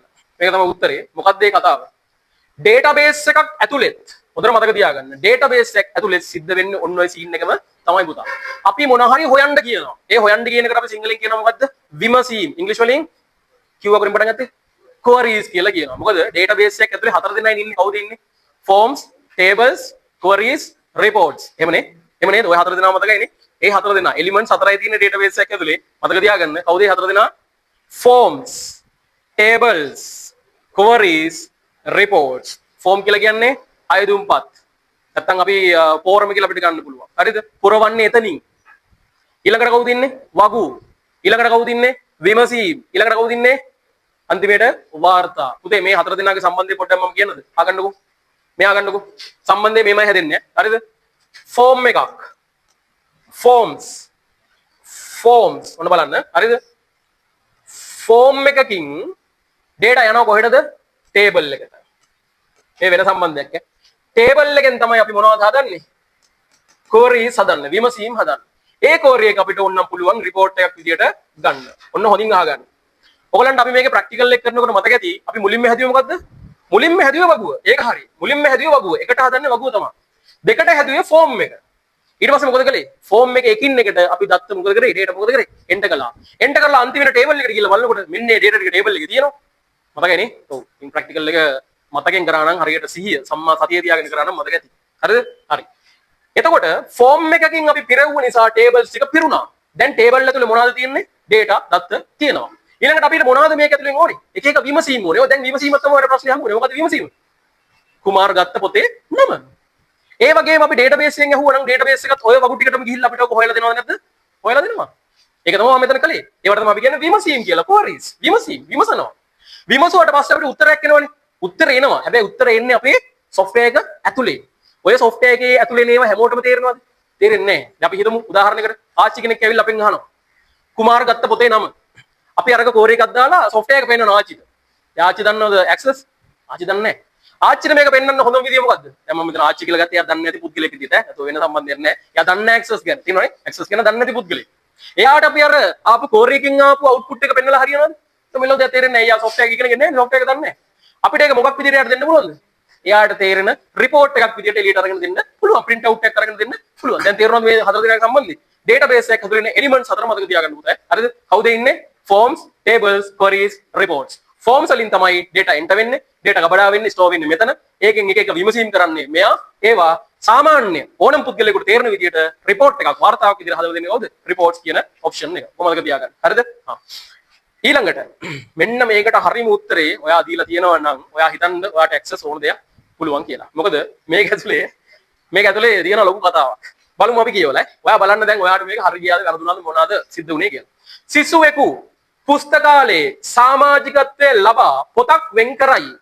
අලුත් සිසුවෙක්ද ඉන්න කෙක්ද? ඉන්න කෙනෙක් නෙමෙයි අලුත් එක්කෙනෙක්. ඒකනේ සමාජිකත්වයේ ලබා ගන්න. නැත්තම් සමාජිකත්වයේ ලබා ගන්න ඕනේ නෑනේ. ලබා ගන්න. හරි. පොතක් වෙන් කරයි. මේ කාර්ය සඳහා යාවත් කාලින අප්ඩේට් වෙන්න ඕනේ. ඒ කියන්නේ මොන හරි වෙනස් වීමක් සිද්ධ වෙන වගු මොනවද කියලා අහනවා. මට කියන්න අලුතෙන් ළමයෙක් ආවා නම් පුතා අනිවාර්යයෙන්ම මේක අප්ඩේට් වෙන්න ඕනේ නැද්ද? අප්ඩේට් වෙන්න ඕනේ. වෙන්න එපේ. එයා සමාජිකයෙක් වෙන්න නම් මේක අප්ඩේට් වෙන්න ඕනේ නැද්ද? මොන හරි වෙනස්කමක් වෙනවද නැද්ද? වෙනවා. ඊළඟට පොතක් වෙන් කරාලු. වෙන් කරනවා නම් අනිවාර්යයෙන් මෙයා වෙන්න එපේ. මෙයා වෙන්න ඕනේ නේද? ඔව් මෙයා වෙන්න ඕනේ. එහෙනම් උත්තරේ ටීමේ වගුව සහ ශිෂ්‍ය වගුව කියලා තියෙනවා. තුන නේද උත්තරේ? තුන ගත්ත කටි පොඩක් උස්සන්න බෑ. කවුරුත් නැහැ. සුපිරිනවා. එහෙනම් හරියටම හරිය. හතර ගත්ත කට්ටිය. අන්න සුපිරිය. ඇත්තටම හොඳයි. හතර තමයි උත්තරේ. ඇයි එහෙම වෙන්නේ? දැන් ඔයාට හිතේ ඉතින් ඔය දෙක නෙන්න ඕනේ මේ. සිසුවෙක් පුස්තකාලයේ සමාජික ගත්තා මේක. පොතක් වෙන් කරා මේක. එච්චරයි. නෑ එච්චරයි නෙමෙයි. අන්න ඒකට තමයි මේවා කියවන්න කියලා කියන්නේ මේ. පොත්වල විස්තර සහ එක් පොත් වෙන් කර ඇති නැති බව දැක්වේ. පොතක් රිසර්ව් කරලාද වෙන් කරලාද නැද්ද කියලා මෙතන true false වෙනවා. එහෙනම් මේ පොත වෙන් කරපුවම මෙතන මොකද්ද වැටෙන්නේ? true කියලා වැටෙනවා. ඒ කියන්නේ මෙයාව අප්ඩේට් වෙනවද නැද්ද? වෙනවා. දැන් තේරෙනවනේ? අප්ඩේට් කියලා කියන්නේ ඒකට. අප්ඩේට් යාවත් කාලීන කතාව පැහැදිලිනේ. හරි. එහෙනම් උත්තර ටික හරිනේ. 21 2024 21 වෙනි ප්‍රශ්නය ප්‍රෝග්‍රෑමින් වලට අදාළ. මෙතන තමයි ප්‍රෝග්‍රෑමින් ප්‍රශ්න පටන් ගන්න තැන. 21. සාප්පුවක ඍජු කෝණාශ්‍ර දිගු ෂීට් රෝලක් ඇත. මෙහෙම එකක් කියනකොට මගේ නම් අදහස තමයි සහ මම කරන විදිය තමයි පොඩ්ඩක් මේක ස්කෙච් කරගන්නවා. ඇඳ ගන්නවා. තේරුණා නේද? ඒක අපිට වඩාත් ලේසි. මොකද්ද මේක හැඩය පුතා? ඍජු කෝණාශ්‍ර. ඒ කියන්නේ මෙන්න මෙහෙම එකක්. හරි. සමචතුරාශ්‍ර නෙමෙයි ඍජු කෝණාශ්‍ර. හරි. ෂීට් රෝලක් තියෙනවා. මොන ෂීට්ද කියලා අපිට වැඩක් නැහැ. ඉන් කුඩා සමචතුරස්‍රාකාර. ඒ කියන්නේ පැති හතරම සමානනේ. සමචතුරස්‍රාකාර පැති හතරම සමාන කොටු ගණනාවක් කපා ගැනීමට සිදුව ඇත. ඒ කියන්නේ මොකද්ද මේ? කොහොම කොටු කපන්න ඕනේ කියලා නේද මේ කියන්නේ? කොහොම නේද මේ කියන්නේ? ඔව්. ඊළඟට එම ක්‍රමලේඛයට අවශ්‍ය ආදාන ඉන්පුට් වන්නේ පහත මොනවාද? හරිද? sorry. ඊවරනේ සිදුව ඇත. අවශ්‍ය කොටු ගණන කපා ගැනීමට සෑහෙන ෂීට් රෝලේ අවම දිග සොයා ගැනීමට මේ ෂීට් රෝලේ අවම දිග සොයා ගැනීමට ක්‍රමලේඛයක් අවශ්‍යය. එම ක්‍රමලේඛයට අවශ්‍ය ආදාන ඉන්පුට් වන්නේ පහත මොනවාද? දැන් කතාව තේරෙනවනේ. ෂීට් රෝලක් තියෙනවනේ. ඒකෙන් කොටු හැඩයට කොටු කපා ගන්න ඕනේ යම්කිසි ප්‍රමාණයක්. ඒ ප්‍රමාණය කපා ගන්න අවම දිග මෙන්න මෙයාගේ අවම දිග මෙන්න මේක හොයා ගන්න ඕනේ. ඒකනේ මේ කියන්නේ. ඔව්. අපි උත්තර ටික බලමුකෝ. මොකද උත්තර වලින් අහන්නේ නේ ABC අපිට ලියන්න මේ තියෙන උත්තරනේ. උත්තර වල මොනවද කියලා තියෙන්නේ? එක ඒ ෂීට් රෝලේ පළල. මේක ඕනෙලු. ෂීට් රෝලේ පළල ඕනෙලු. බලමු අපි. අවශ්‍ය කොටු ගණන. ඒක එපා. දැන් ඔයාලට මේක කීයක් දුන්නත් ප්‍රශ්නයක් ආවේ නැත්නම් මේකේ කොටු කීයක් කපනවද දන්නේ නැහැ කියලා. කීයක් දිමාව නේද? කොටු කීයක් කපනවද කියලා ආවද නැත්ද? ආවා. මේ ප්‍රශ්නේ අනිවාර්යෙන් එපා. ඒක ඕනේ. මේක ඕනේ. අපි මේක පොඩ්ඩක් කියමුකෝ. කොටුවක පැත්තක දිග. ඕනද නැද්ද? එපා නැත්නම් ඉතින් කොයි සයිස් එකද කියලා අපි හදන්නේ කියලා දන්නේ නැහැ නේ පුතා. හරි. බලන්න. BC දෙකම ඕනේ කියලා බැලුමට තේරෙනවා. හැබැයි වැඩේ ඉවර කරන්න එපා වමින්ද. හරිද? ෂීට් රෝලේ පළල ඕනේද නැද්ද? ඒකත් ඕනේ. හරි ඒක නැතුව කොහොමද මේ තීරණය කරන්න මේක අවශ්‍ය කොටු ගණන කපා ගැනීමට ෂීට් රෝල කොච්චරක් ඕනේද කියලා හොයාගන්න ඕනේ නැද්ද මේකේ ඉන්පුට් එක? ඒක නේද? ඒකත් ඉන්පුට් එක විතර අපිට ගන්න සිද්ධ වෙනවා පුතා. එහෙමනේ. එහෙනම් මේක උත්තරේ මොකද්ද? ABC තුනම ඕනේ කියලා 4 කියලා උත්තරයක් ඔයාලට ගන්න සිද්ධ වෙනවා. හරි?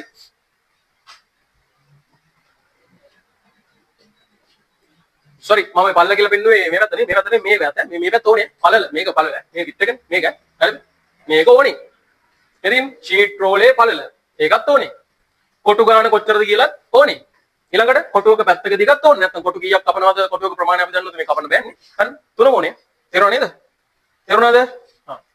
මේකේ අපෙන් ඉල්ලන්නේ මොකද්ද? ඒ කියන්නේ අවුට්පුට් එක විදිහට ගන්න යන්නේ මොකද්ද? ෂීට් රෝලේ අවම දිග. ඒ කියන්නේ මේක තමයි මේ හොයන්නේ. x හොයන්නේ. මට ඉස්සලා මාරු නෑ මම පළල් කියලා පෙන්නුවේ මේ පැත්ත. හරිද? දිග හොයන්නේ. අපි මේ පැත්ත දන්නේ නෑනේ. මේ පැත්ත හොයන්න නම් මේ ටික ඕනේද නැද්ද? ඕනේනේ. එහෙම නේද? දැන් තේරෙනවනේ. හරිද? මේකේ පළල ඕනේ, කොටු කීයක් ඕනේද කියලා ඕනේ. එහෙම නේද? දැන් මා හිතන්නකො කොටු 100ක් කියලා. දැන් මෙතන කීයක් තියෙන 1 2 3 4 5 ඉන ගන්න පුළුවන්. මං කියන කොටු 20ක් ඕනේ. එහෙනම් මේ පැත්තට මෙහෙම බලන්නේ නැද්ද ඔයා ගහලා? ඕම 20ක් ඕම ගාලා බලලා මෙච්චරයි ඕනේ කියලා කියන්නේ නැද්ද? නේ. හරි නේද කතාව? 100ක් ඕනේ නම් තව ඉස්සරහට යනවා. එතකොට තව දිග වැඩි වෙනවද නැද්ද? දිග වැඩි වෙනවා. හරි නේද? දැන් පැහැදිලියා? දැන් පැහැදිලි. මට පොඩ්ඩක් අතර මාරුනවා සෝරිය. හරි. පළලා කියලා ගන්න මේ පැත්තේ. ඊළඟට 22. හරි. පහත කවර කාර්යයක් සඳහා පුතේ අහගන්න ඕනේ. පහත කවර කාර්යයන් සඳහා පුනර්කරණය නැවත නැවත සිදුවීම iteration නැත්නම් repetition සහ වරණ يعني selection තෝරා ගැනීම යන පාලන ව්‍යුහ දෙකම අවශ්‍ය වේද? මොකක්ද ඔයාලට උත්තරේ? හරි උත්තරය නම් 4. කොහොමද 4 එන්නේ කියලා පැහැදිලි කරන්න. ඇයි එක එන්නේ නැත්තේ කියලා අපි බලමු ඈ. එහෙම බලමු. හරිද?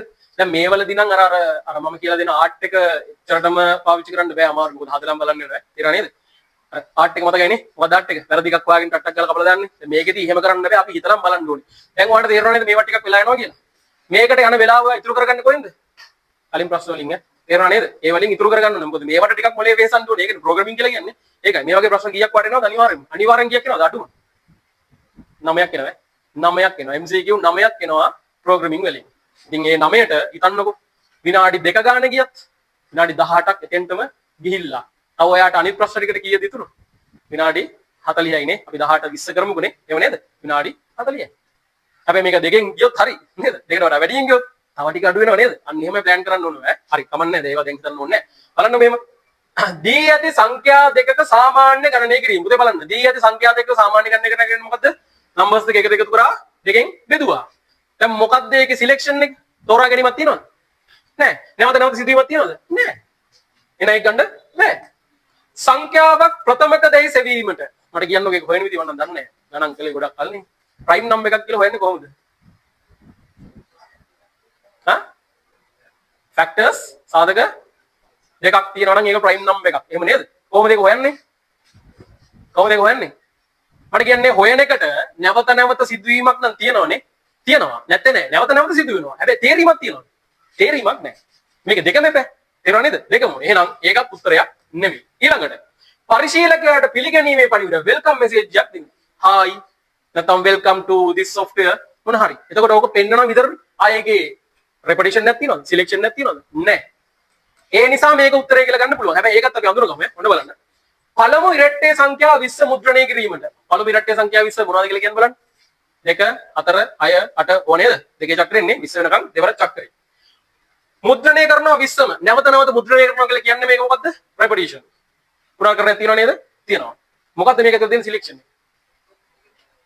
දෙකෙන් බෙදලා එකක් ඉතිරි නම් ඒක ඉරට්ටේ සංඛ්‍යාවක් නෙවෙයි. එකක් ඉතිරි නැත්නම් ඒක ඉරට්ටේ සංඛ්‍යාවක්. තේරීමක් තියෙනවද නැද්ද? තියෙනවා. එහෙම නේද ඒක හොයන්න වෙන්නේ? ඔව්. අපි ඔකට ගන්න මට මතක නම් කියන්න අපි ඔකට ගන්න ගණිත කර්මය mathematical operation එක මොකද්ද? mode එක. හරියටම ඒක මතකයි නම් ලොකු දෙයක් ඈ. MOD. දැන් හිතන්න 10 MOD 2 උත්තරය 0යි. එහෙනම් මේක even number එකක් ඉරට්ටේ සංඛ්‍යාවක්. මෙතෙන්ට එනවා 11. 11 mode 2 ඉතිරිය 1යි. එහෙනම් මේක odd number එකක් ඔත්තේ සංඛ්‍යාවක්. තේරීමක් තියෙනවනේ. මෙයා මෙහෙට, මෙයා මෙහෙට, මෙයා මෙහෙට, මෙයා මෙහෙට. හරිනේ? තේරීම. ඒ වගේම මේක 20 මුද්‍රණය කරනවා කියලා කියන්නේ සහ ඔක බෙදෙනවා කියලා කියන්නේ බෙදෙන එකක් නැවත සිද්ධ වෙනවනේ. ඉතින් repetition, selection දෙක මේක ඇතුලේ තියෙනවා. හරි මේ උදා. මේ ප්‍රශ්න ටිකක් අමාරුයි. ඉතින් අමාරුයි තමයි. ඒක programming කියලා කියන්නේ ඒක නේද? ඒ නිසාම ටිකක් ඒක හොඳින් අර මොලේ ඇරලා. තේරෙනවද? මොලේ S2 නෙමෙයි අරින්න වගේ මොලෙත් අරින්න ඕනේ තේරෙනවනේ. මොලෙත් ඇරලා මේක කියවන්න. මේව කරලා මේ එහෙම නෙමෙයි අර වගේ නේද? විවෘත මනසකින් මේක දිහා බලන්න ඕනේ කියලා මේ කියන්නේ. නිකන් අර සාමාන්‍ය ප්‍රශ්නයක් දිහා බලනවා වගේ මේක බලන්න එපා. හරි ඊළඟට මේ මොකද්ද මේ කියන්නේ? පහත දැක්වෙන PQR තාර්කික ප්‍රකාශ සලකන්න. හරි සලකන්නම්කෝ. PQR උත්තර තියෙන්නේ කොහොමද? සත්‍යයි අසත්‍යයි කොහොම නේද තියෙන්නේ? ඒ කියන්නේ true false කියලා උත්තර තියෙන්නේ. එහෙම නේද උදා? true false කියලා තියෙන්නේ. ඒ කියන්නේ අනිවාර්යයෙන්ම ඔයා දන්නවා මේකේ මෙන්න මේ වගේ අර අපි කියන්නේ මේ මොනවද මේවා? මොන ඔපරේටර්ස්ද මේවා? සැසඳුම් කාරක comparison operators මතක ඇතිනේ මට මතක් කරන්න operators තුන අපි ඉගෙන ගත්තා කාරක තුන නෑ කාරක තුන වර්ග තුන එකක් comparison operators සැසඳුම් කාරක අනිත් එක තාර්කික කාරක logical operators අනිත් එක අංක ගණිතමය කාරක arithmetic operators කියලා වර්ග තුනක් අපි ඉගෙන ගත්තා. ඒකෙන් මේ ප්‍රශ්නේ අහලා තියෙන්නේ කාරක දෙකකින්. මොනවද කාරක දෙක?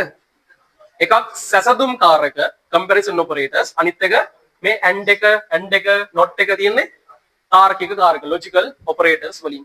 තේරුණාද? හරි. දැන් ඒ පාඩමට හිටපු නැති අය මූණේ ප්‍රශ්නාර්ථයක් තියාගෙන ඉන්න එපා. මේ කරන්නේ exam මේ term test එක වෙනුවෙන් නිසා එක කලබල වෙන්න එපා. ආයෝක රිවිෂන් එකක් යනවා.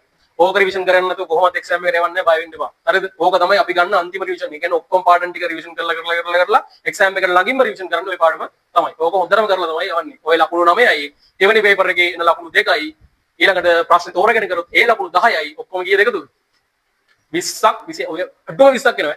අඩුම පේපර් එකේ ලකුණු 20ක් මේකේ එනවා. ඒකෙනුත් අනිවාර්යෙන්ම ඔයා ගන්න ඕනේ මේ ලකුණු 9යි.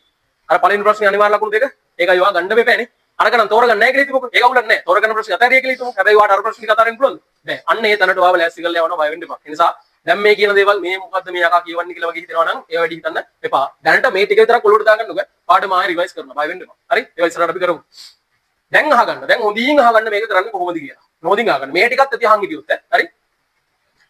ඉහත A සහ B අගයන් පිළිවෙලින් ඍණ 3 18 වේ නම් ඒ කියන්නේ මෙයා A මෙයා B ඕකනේ ඔය කියන්නේ ඔව් දැන් මේක ආදේශ කරන්න පුතා අපි ගමු මේ පළවෙනි එකට එමුකෝ මෙයා ඍණ 3ලු එහෙමනේ කියන්නේ හරි අපි මේක විසඳමු මෙයා කීයද 18ලු හරි විසඳමුකෝ ඍණ 3 ලොකුයි හෝ සමානයිලු ඍණ 3ට සත්‍යද අසත්‍යද කියලා විතරයි මේකේ අවුට්පුට් එකෙන් එන්නේ එහෙම නෙන්නේ මේ වගේ කම්පැරිසන් ඔපරේටර්ස් නැත්නම් සැසඳුම් කාරක වල උත්තර එළියට එන්නේ කොහොමද උතේ සත්‍යයි අසත්‍යයි කියලා true false කියලා. හරි මම TF දාන්නම්කෝ. මට කියන්න මේක සත්‍යයිද?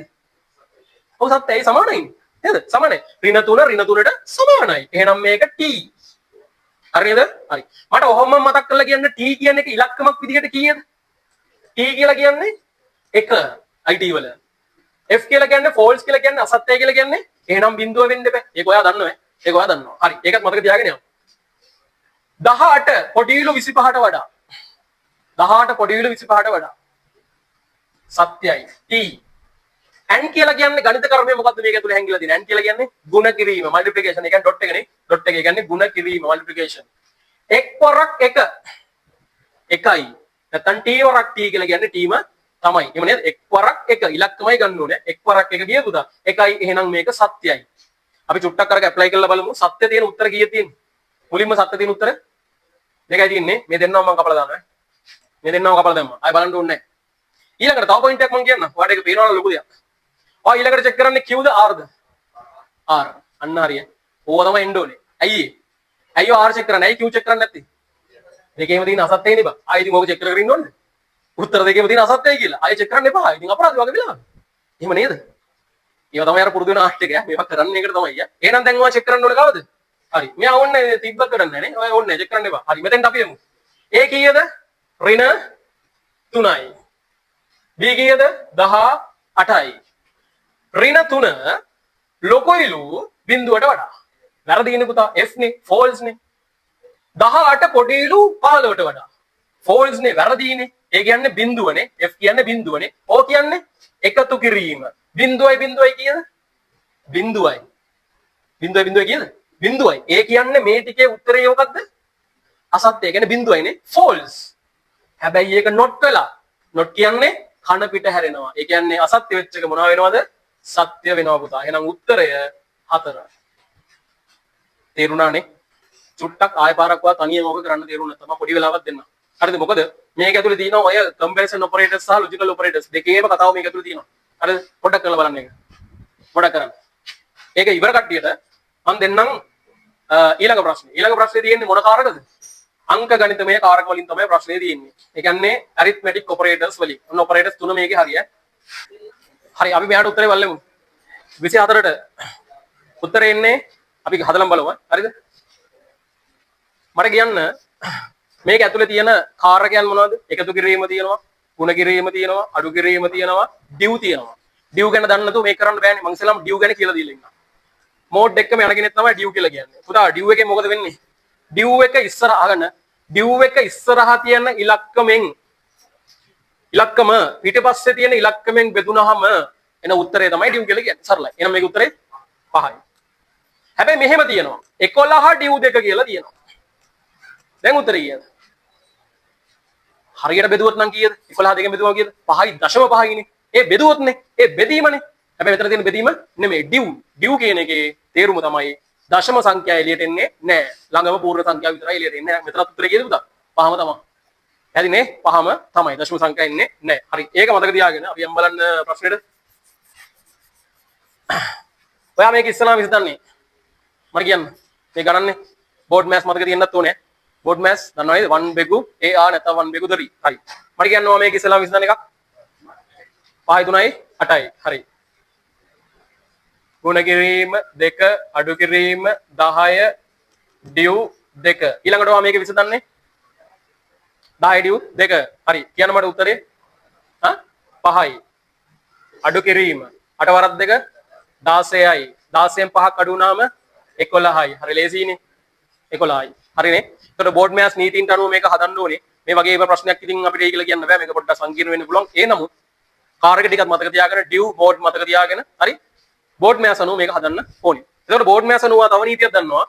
මේ ගුණ කිරීමයි බෙදීමයි එකලගේ හිටියොත් කවුද ඉස්සලාම විසඳන්නේ? වම් පැත්තේ ඉස්සලාම ඉන්න කෙනානේ. එහෙමත් එකක් මතක තියාගන්න. හරිද? ඒවා ඉතින් ගණන් වල උගන්වලා තින්නේ. හරිද? මේ වගේම එකතු කිරීම අඩු කිරීම දෙන්නම එකම තලයේ හිටියොත් කවුද මුලින්ම විසඳන්නේ? ඒත් වම් පැත්තේ සිට මුලට ඉන්න කෙනා. ඒකෙදි අවුලක් නැහැ. ඒකෙදි අර මුලින්ම එකතු කරේ අර බෝඩ් මෑස් උනාට BODMAS උනාට මෙයා 1 මෙයා 2 මෙයා 3 මෙයා 4 මෙයා 5 මෙයා 6 එහෙම අපි ඉගෙන ගන්න. හැබැයි හරියට බැලුවොත් එහෙම මේ දෙන්නම එකම තලයේ මේ දෙන්නම එකම තලයේ ගණන් වල උගන්වලා ඇතිනේ. හරිද?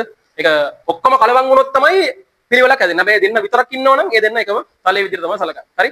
ඒවා වෙනම කතාවක්. එහෙනම් උත්තරේ 11. හරි. මම ඔහොම වෙනවා පුතේ.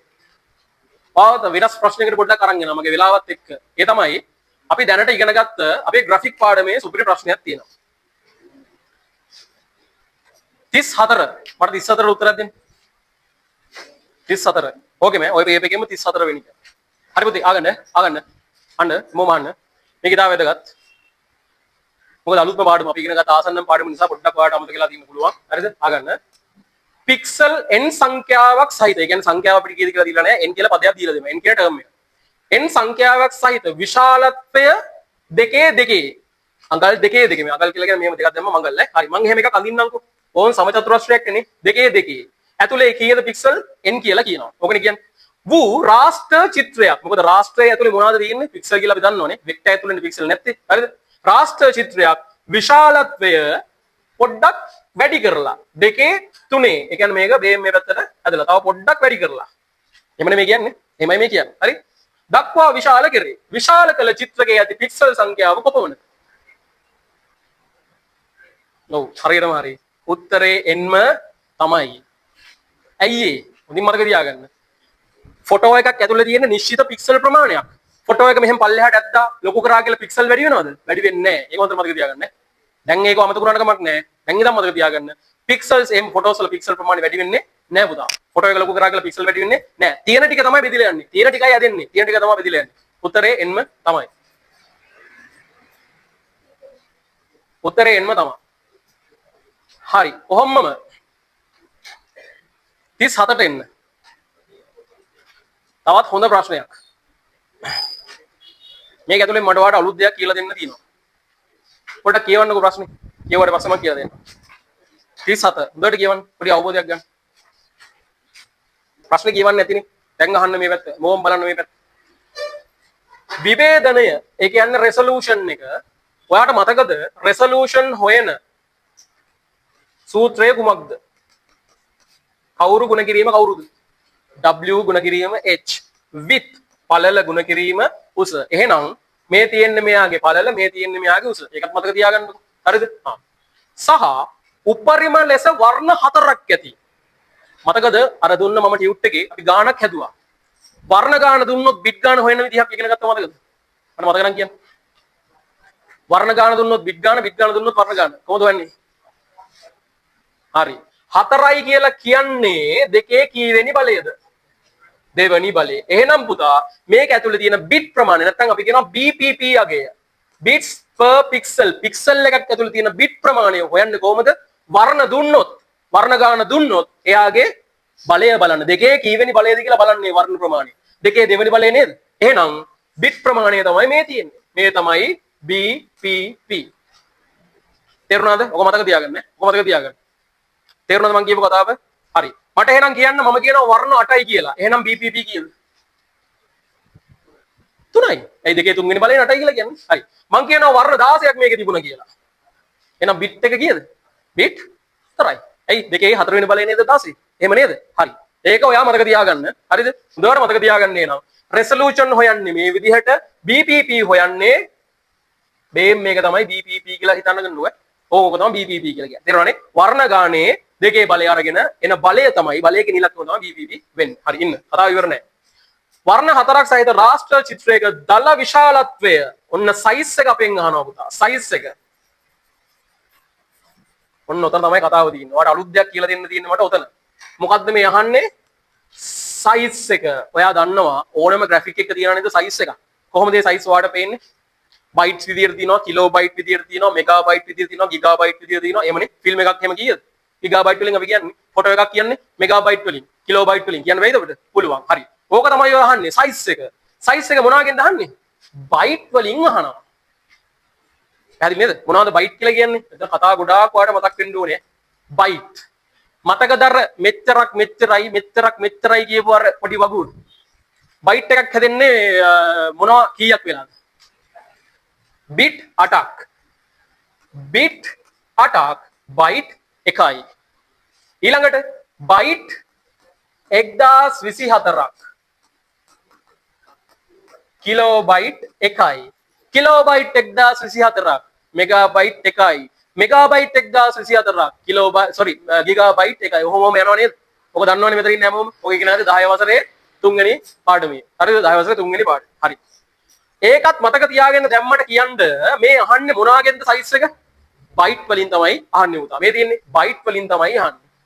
ඔයා මෙන්න මේ සමීකරණය ලියා ගන්න. සයිස් එක හොයන්නේ කොහොමද? සයිස් එක හොයන්නේ ඔයාලට මේක අලුත් සමීකරණයක්. මේක අනිවාර්යයෙන් ලියා ගන්න. සයිස් එක නැත්තම් ග්‍රැෆික් එක ප්‍රමාණය විශාලත්වය මේ තියෙන්නේ. හොයන්නේ W ගුණ කිරීම H ගුණ කිරීම BPP.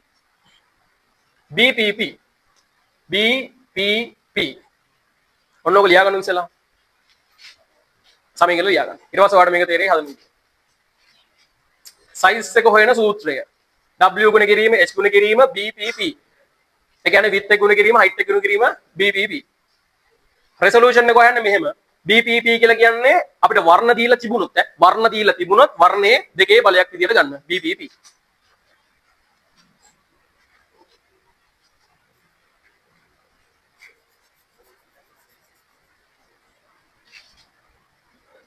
හරි. ඊළඟට මට කියන්න පුතයා මේ ප්‍රශ්නෙට අනුව W කීයද? මේ ප්‍රශ්නෙට අනුව W කීයද? 275යි. හොඳට බලාගෙන ඉන්න. H කීයද පුතේ?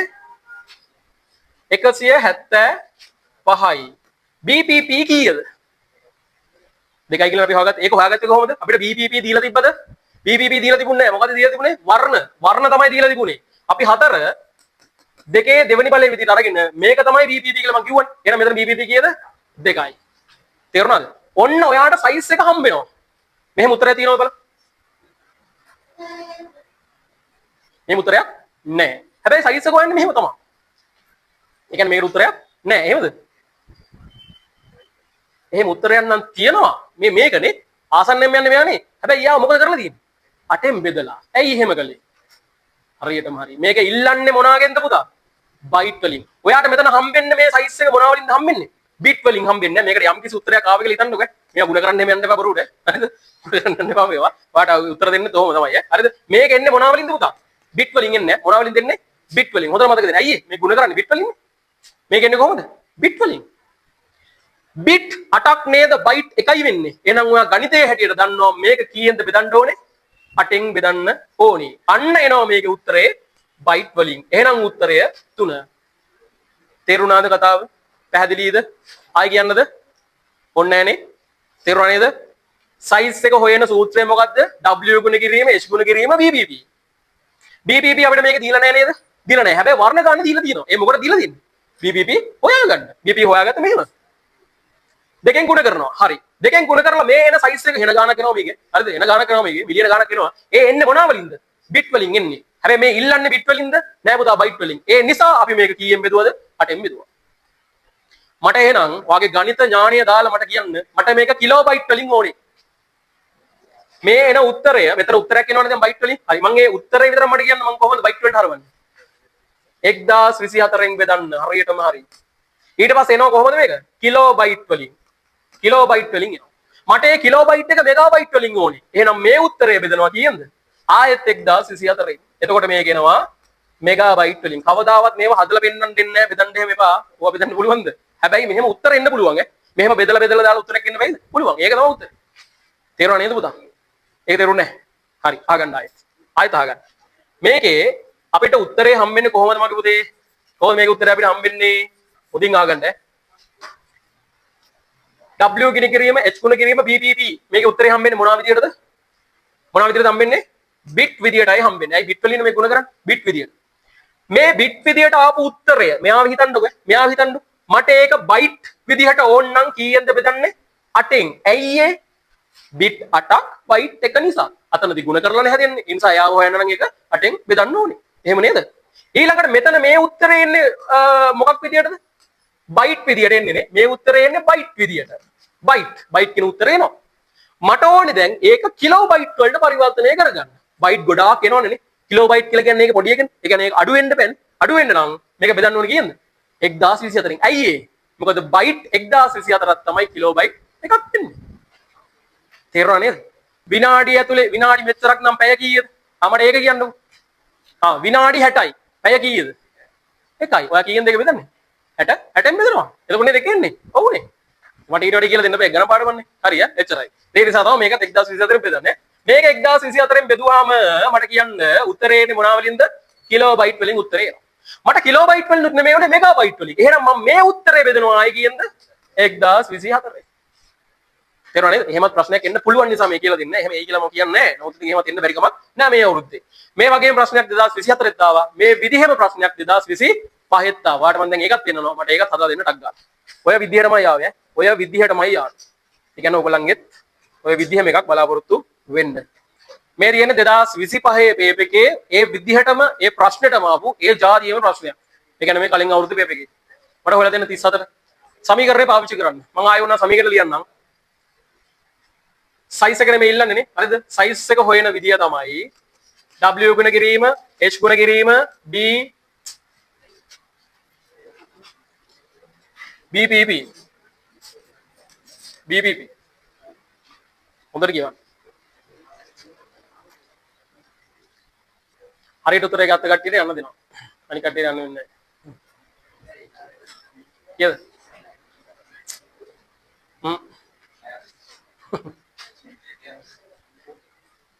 සමීකරණයට දාලා හදන්න. මේකේ මම වන්ට ඕනම් පොඩ්ඩි උදව්වක් කියන්න. කලින් අවුරුද්ද තුන්නේ වර්ණ ගානනේ. මේ අවුරුද්ද දෙනවා බිට් ගාන. මේ බිට් 8ක් කියලා තියෙන්නේ. බිට් 8යිලු. ඒ කියන්නේ දැන් ඔය අර දෙකේ බලය හොයලා ගන්න කෑල්ල කරන්න ඕනේද? ඒ කෑල්ල කරන්න ඕනේ නැහැ. ඒක හොයලා දීලා තියෙනවා. කලින් අවුරුද්ද ඒක තිබුණේ නැහැ. ඒකත් හොයා ගන්න ඕනේ. ඊළඟට මේක ඉල්ලන්නේ මොන සයිස් එකෙන්ද? බයිට් වලින්ම තමයි ඈ. බයිට් වලින්ම තමයි ඉල්ලන්නේ. බයිට් වලින්ම ඉල්ලන්නේ. මේකේ උදව්ව තමයි අපිට බිට් දීලා තියෙනවා 8යි කියලා. ඒ වගේම අපිට මේක ඉල්ලන්නේ බයිට් වලින්. කලින් අවුරුද්දේ වගේම බයිට් වලින් තමයි ඉල්ලන්නේ. බදාගුදේ. බලමු එක එක නගත්තු උත්තරේ. ඔක හරියටම ගත්තොත් ඇත්තට මට සතුටින් ගියාගේ මට සතුටින් ගියා. හරියටම.